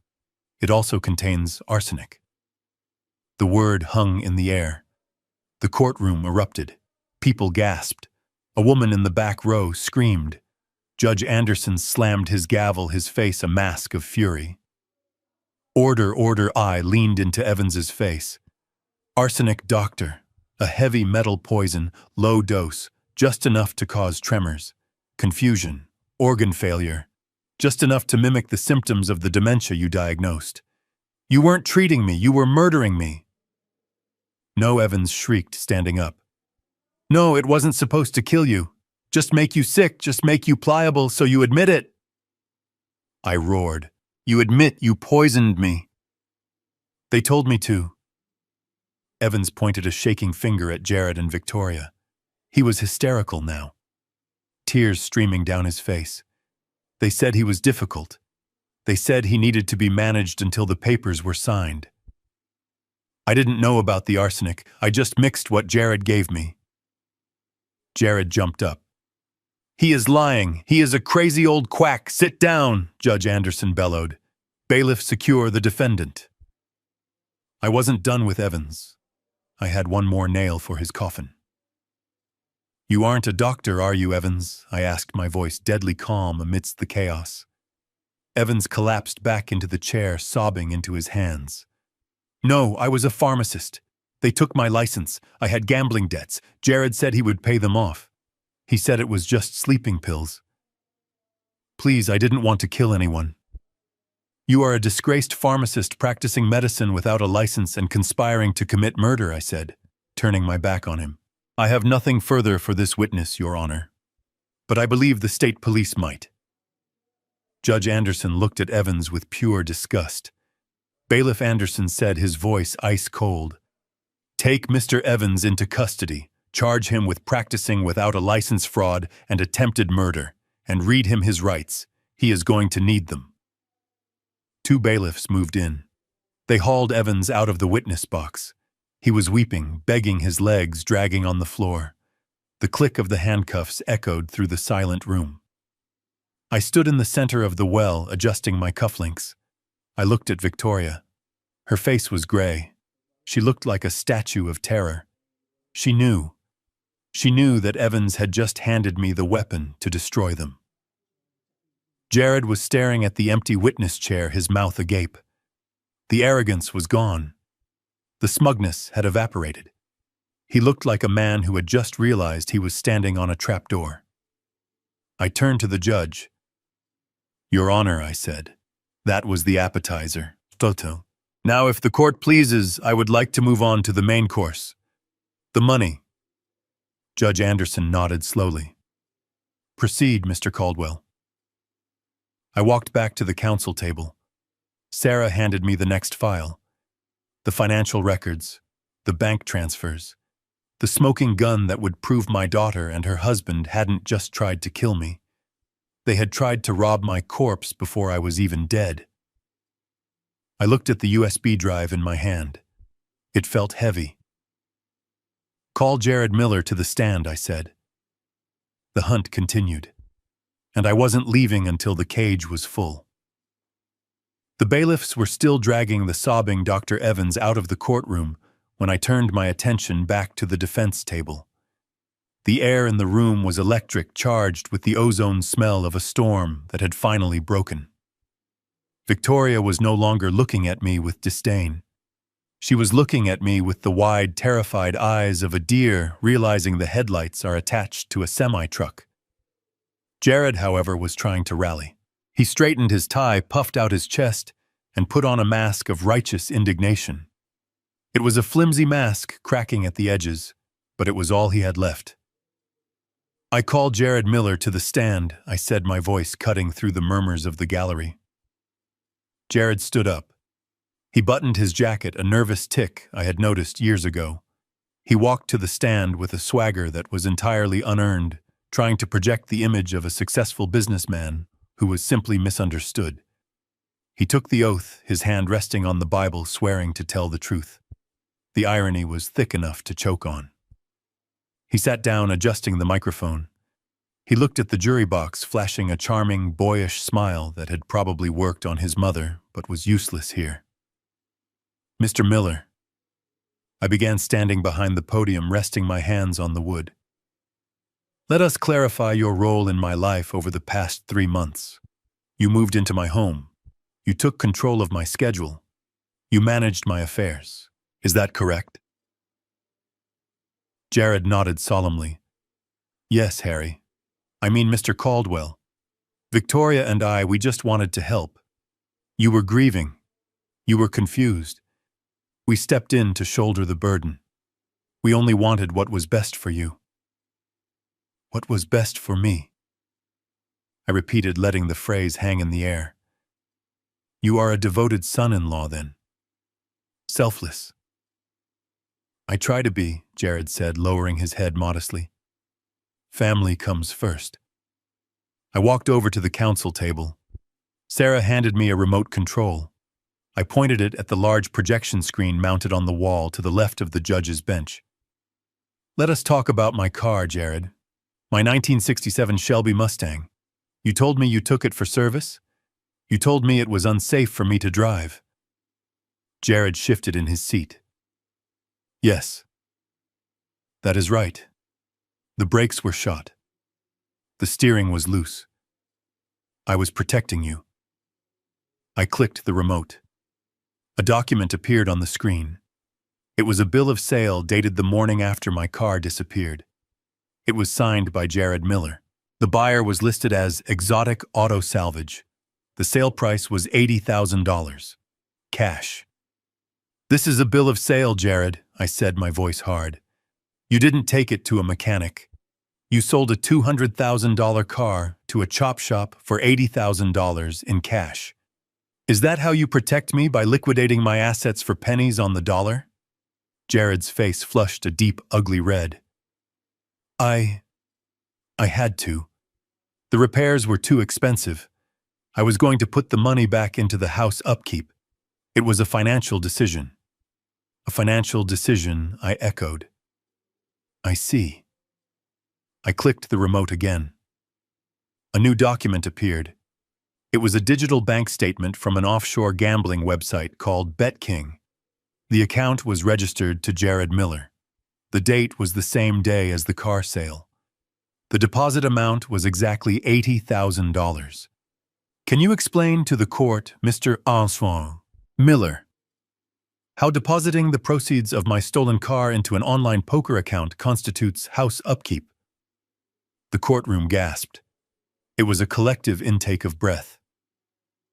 Jared opened his mouth, but no sound came out. He looked at his lawyer, Mr. Sterling, but Sterling was busy studying his fingernails, clearly realizing he wasn't getting paid enough for this disaster. I have a system."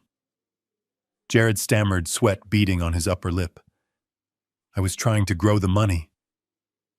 For you, to help with your medical bills."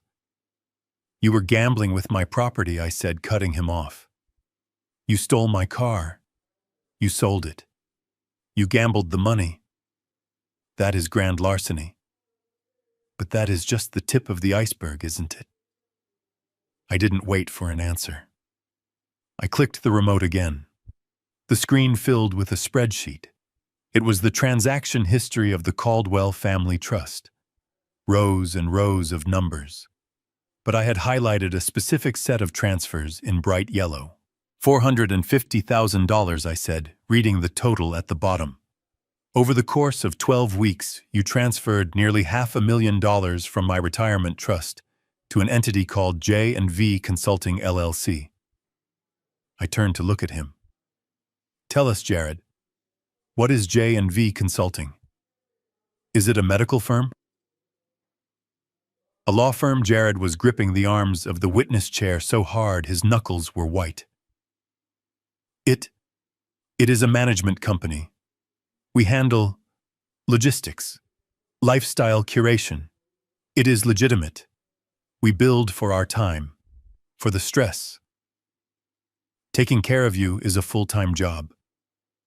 Lifestyle curation, I scoffed. I clicked the remote one more time.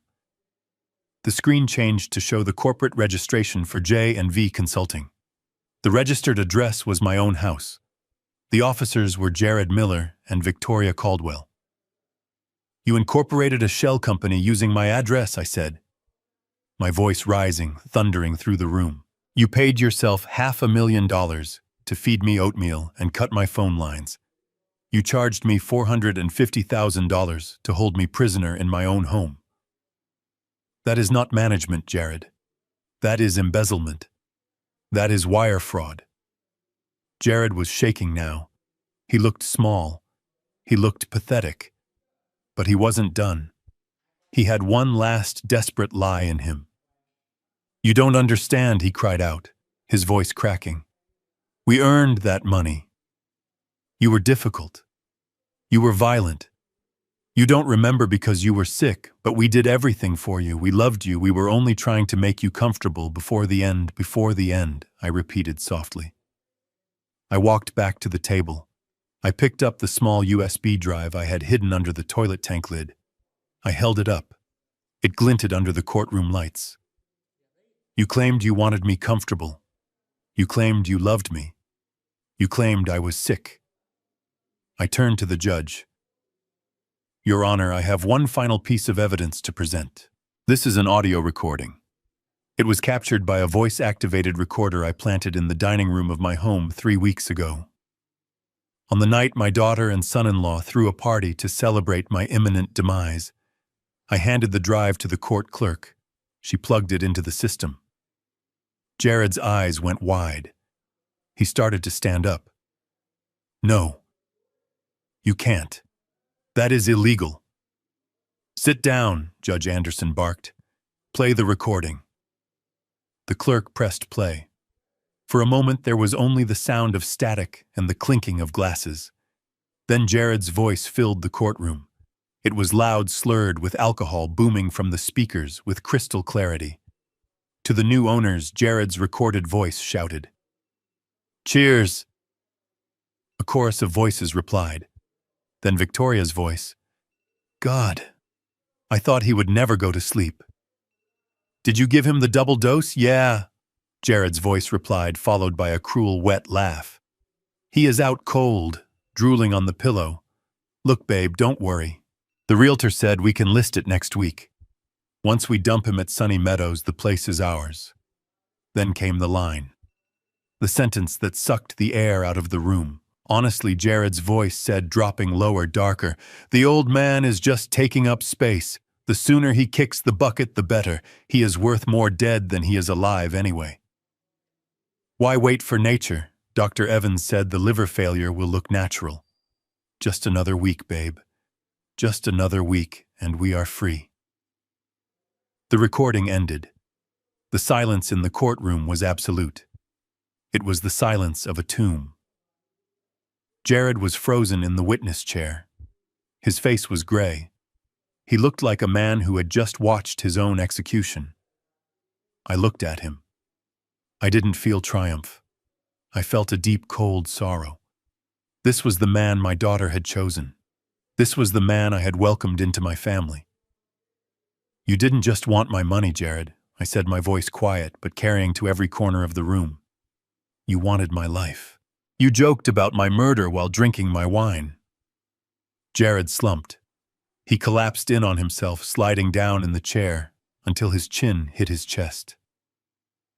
He began to weep ugly, gasping sobs.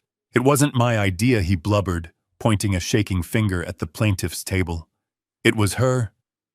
It was Victoria. She said she hated you. She said she wanted the money. She made me get the pills, Victoria screamed. It was a feral animal sound. You coward, you liar. It was you. You sold the car. You found the doctor. Don't you dare put this on me. She lunged at him. She actually tried to climb over the table to get to him. Her lawyer had to grab her by the waist to hold her back. Order Judge Anderson was standing now, banging his gavel so hard I thought the handle would snap. Bailiffs restrained them. 2 bailiffs grabbed Victoria. Two more moved toward Jared in the witness box. I stood in the center of the storm untouched. I watched them turn on each other. The love they claimed to have, the partnership, the united front. It all disintegrated the moment the light of truth hit it. They were rats in a bucket clawing over each other to escape the rising water. I looked at Judge Anderson. He looked back at me, his expression grim. "I think we have heard enough, Mr. Caldwell," the judge said. I nodded. "I think so too, Your Honor." The prosecution rests. As the bailiffs hauled Jared out of the chair and handcuffed him, he looked at me one last time. His eyes were begging. "Harry, please, I am family." I looked at him. I looked at the handcuffs. I looked at the weeping, screaming woman who used to be my daughter. "No, Jared," I said, cold and final.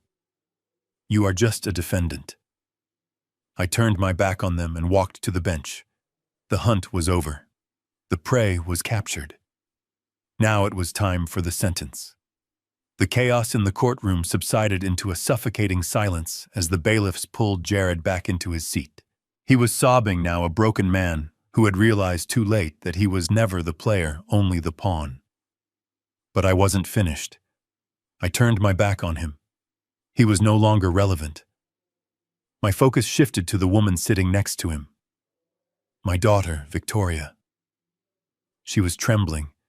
Her face, usually so composed and mask-like with expensive makeup, was streaked with tears and mascara.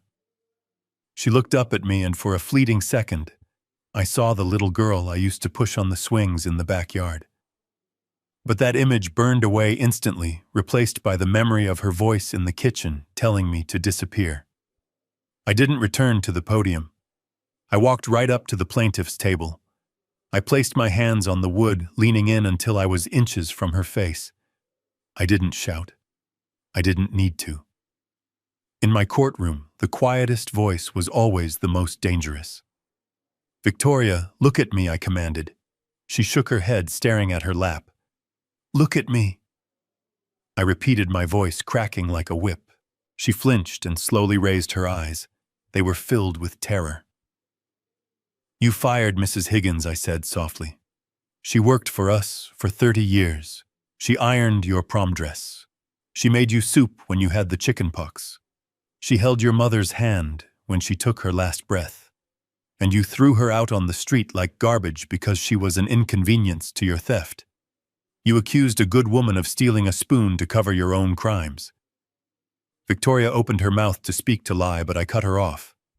"And the plant," I continued, my voice dropping an octave. "Your mother's snake plant. The one thing in that house that was still living, still growing, still hers. You didn't just poison me, Victoria. You practiced on her memory. You poured arsenic into the soil of the one thing your mother loved just to see if it would work on me. You killed a piece of her soul to get to my wallet." "I didn't mean to," she whimpered. "It was just, we needed—" "You needed," I scoffed. "And then when you had stolen my car and my money and my dignity, you decided to discard me. Sunny Meadows, $800 a month. That was the price tag you put on my life. You were going to sell the home I built with your mother wound for millions, and you were going to lock me in a room that smelled of urine and despair to save a few pennies. You were going to let me rot alone in the dark while you drank champagne in my living room." I straightened up, looking down at her with a mixture of pity and revulsion. "I have spent 40 years on the bench, Victoria. I have seen murderers, thieves, and liars. I have seen the worst of humanity. But I have never seen a betrayal as cold as this." I turned to address the gallery, to address the judge, to address the world. I could forgive a daughter who was foolish with money. I could forgive a daughter who made mistakes. I could even forgive a daughter who was selfish. But I cannot forgive the person who killed the father in her mind to trade him for a house. You didn't just want my assets, Victoria. You wanted my erasure. And that is a crime against nature. I walked back to the center of the well and faced Judge Anderson. "The prosecution rests, Your Honor." Judge Anderson took off his glasses. He looked old. He looked tired. He looked at Victoria and Jared with a disdain that was palpable. He didn't need to consult legal texts. He didn't need a recess. He picked up his gavel. It felt heavy in the air, a hammer of judgment poised to fall. "The court has heard the evidence," Judge Anderson said, his voice echoing in the vaulted ceiling. "And frankly, in my 20 years on the bench, I have rarely been so disgusted. The petitioners came here seeking guardianship over a man they claimed was incompetent. Instead, they have proven that the only incompetence in this room lies in their inability to conceal their own malice." He looked at the defense table. "The petition for emergency guardianship is denied with prejudice. Furthermore, based on the overwhelming evidence presented by Mr. Caldwell, including the toxicology reports, financial records, and audio recordings, this court is taking immediate action." Victoria stood up, her hands shaking. "Your Honor, please, we can explain." "Sit down, Ms. Caldwell," Anderson barked. "You will have plenty of time to explain. But not to me." He turned to the court clerk. "The court hereby revokes any and all powers of attorney held by Victoria Caldwell and Jared Miller regarding Harrison Caldwell. All assets transferred to J&V Consulting are frozen effective immediately." Then he looked at the bailiffs. "Officers, take Victoria Caldwell and Jared Miller into custody. They are to be held without bail pending charges from the district attorney's office. I am recommending charges of elder abuse, grand larceny, wire fraud, and conspiracy to commit murder in the first degree." "No," Victoria screamed. It was a raw, piercing sound. "No, you can't. Daddy, tell him we are family, Judge." Anderson wasn't finished. Furthermore, he continued, his voice rising over her screams. "I am issuing a judicial order invalidating any existing wills or trust agreements that name Victoria Caldwell or Jared Miller as beneficiaries. Under the Slayer statute principles, a person cannot inherit from the one they attempted to destroy. You leave this courtroom with nothing. No house, no money, no legacy." The gavel came down. Bang! It was the sound of a steel door slamming shut. 2 bailiffs moved in on Victoria. 2 more grabbed Jared. They pulled them from their chairs. Jared was limp dead weight, sobbing quietly. But Victoria fought. She thrashed her expensive suit, twisting her hair coming loose from its severe bun. "Daddy," she shrieked, reaching out a hand toward me. "Daddy, please, I am your little girl. I am sorry, I didn't mean it. Please don't let them take me." I stood there, stone-faced. I watched the handcuffs click around her wrists. The sound was sharp, final. Click, click, "Daddy, help me." I looked at her. I looked at the woman who had fed me gruel. The woman who had laughed when she thought I was losing my mind. The woman who had tried to bury me before I was dead. I didn't say a word. I didn't blink. I simply turned my back.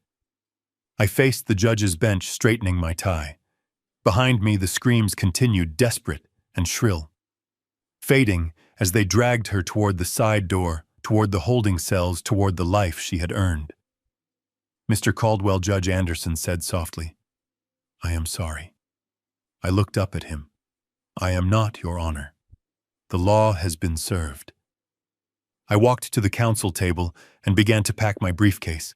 My hands were steady. My mind was clear. The courtroom began to empty, the spectators murmuring in shock. But I didn't hear them. I only heard the silence where my daughter used to be. It was a heavy silence, a painful silence, but it was clean. It was the silence of a tumor that had finally been cut out. Sarah put a hand on my arm. "Are you all right, Harry?" I looked at the empty door where the bailiffs had taken them. "I will be, Sarah. I will be." I picked up my briefcase. I walked down the center aisle, my footsteps echoing on the marble. I walked out of the courtroom and into the rest of my life.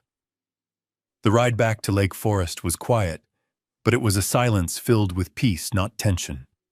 The sun was beginning to dip low in the sky, casting long golden shadows across the lawns of the estates we passed. When Sarah's car turned into my driveway, I felt a physical weight lift off my chest. The house, which for 3 months had been a prison of gaslighting and cruelty, looked different now. It looked like mine again. The windows weren't eyes watching me. They were just windows reflecting the sunset. As the car came to a stop, the front door opened. A figure stepped out onto the porch, wiping her hands on a familiar floral apron. It was Mrs. Higgins. Sarah had called her immediately after the verdict. She stood there, her face crumpling with emotion, as I stepped out of the car. She didn't wait for decorum. She ran down the steps, moving faster than I had ever seen her move, and threw her arms around me. "Welcome home, Mr. Harrison," she sobbed into my shoulder.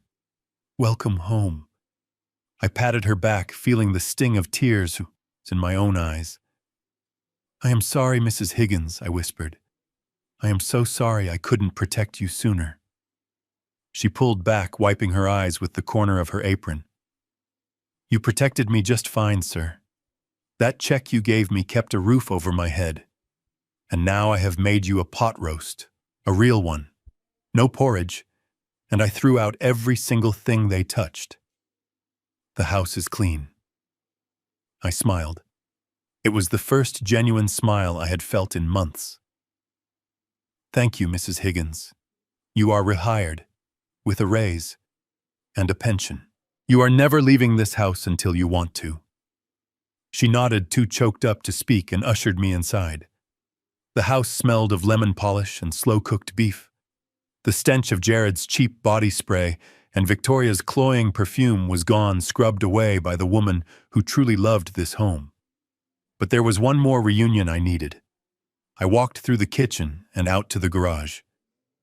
My hand trembled slightly as I reached for the door handle, not from weakness, but from anticipation.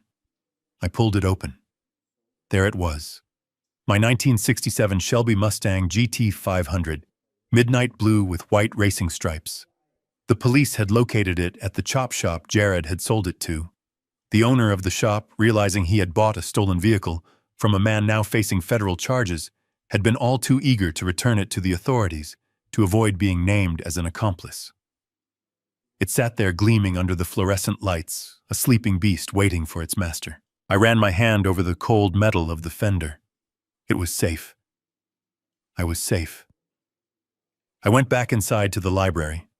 Sarah was waiting for me there, sitting at my desk, my clean, uncluttered desk. She had a bottle of my 50-year-old scotch open and 2 glasses poured. "To victory," she said, raising a glass. "To justice," I corrected, clinking my glass against hers. She opened a leather folder. "We need to talk about the future, Harry. With Victoria and Jared out of the picture, your estate plan is currently void. We need to restructure." I sat down in my leather chair. It felt like reclaiming a throne. I looked at the room, at the books, at the legacy Catherine and I had built. "I don't want to leave it to distant relatives I haven't seen in 20 years, I said. "And I certainly won't leave it to the state." "What do you want to do?" Sarah asked, pen poised. I thought about the young law students I used to mentor. I thought about the people like Sarah who came from nothing and fought their way up with grit and integrity. I thought about Catherine, who had spent her life advocating for the voiceless. "Create a trust," I said firmly. "The Catherine Caldwell Legal Scholarship Fund." Sarah began writing. "And the beneficiary full tuition and living stipends for underprivileged law students who demonstrate a commitment to public defense and elder law. I want to fund the fighters, Sarah.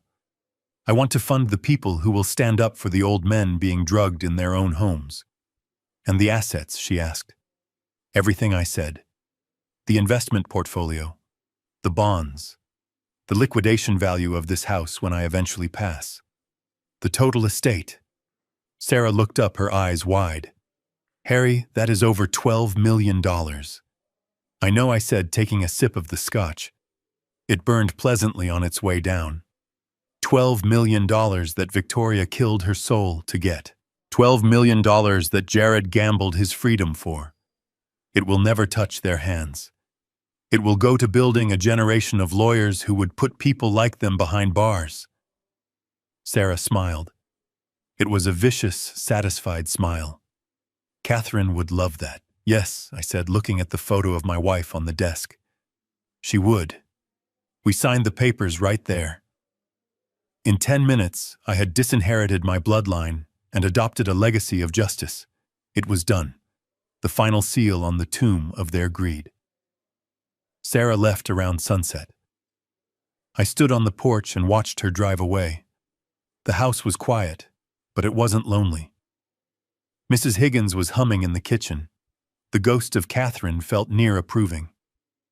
But I wasn't ready to sit down. I wasn't ready to be the old man in the armchair. I had spent 3 months being a prisoner in my own body, a prisoner in my own home. I needed to feel the world moving. I walked out to the garage.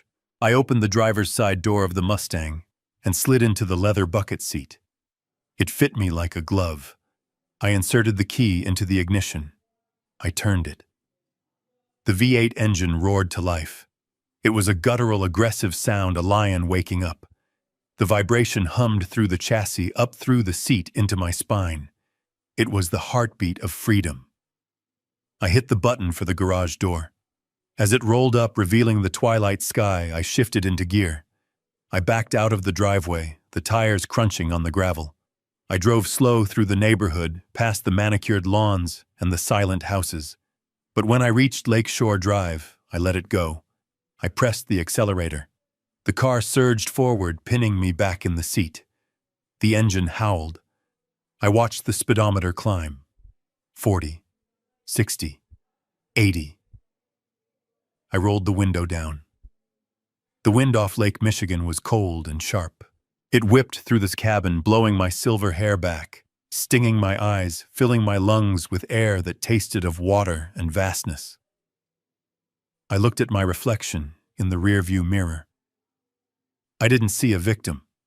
I didn't see a fragile senior citizen. I didn't see the clueless old man Jared had laughed at. I saw Harrison Caldwell. I saw the gavel. I had walked through the fire of betrayal. I had been poisoned by my own flesh and blood. I had been stripped of my rights and my dignity. But I hadn't broken. I had waited. I had planned. And I had struck back with the full weight of the law. I looked at the road stretching out ahead of me, endless and open. The streetlights blurred into streaks of gold. I was alone, yes, but I was free. I had reclaimed my life from the jaws of greed. I tightened my grip on the steering wheel, feeling the power of the machine, the power of my own agency. They thought they could erase me. They thought I was a footnote in their story of wealth, but they were wrong. I was the author of the whole damn book. I smiled, and this time it wasn't for a performance. It was for me. Justice, I thought, as the city lights danced on the dark water of the lake, doesn't always come from a courtroom. It doesn't always come from a jury or a verdict. Sometimes justice comes from the patience of a father who refuses to die. Sometimes it comes from the quiet, burning resolve of a man who knows exactly who he is. I shifted gears, the engine screaming in triumph, and drove into the night, alive, awake, and victorious. The most painful lesson I learned is that family is not a shield for cruelty. Sharing blood does not give anyone the right to strip away your dignity. I once thought enduring in silence was an act of love, but I realized that setting boundaries is the only way to survive. Never let anyone extinguish your light, even if they are your own flesh and blood. True justice isn't just found in a courtroom verdict. It is found in the quiet courage to stand up and reclaim your honor when you are backed into a corner. Did the gavel's fight for justice resonate with you? Have you ever had to stand your ground against those closest to you? Share your thoughts and tell me what city you are watching from in the comments below. Don't forget to like and subscribe to witness the next chapter of justice.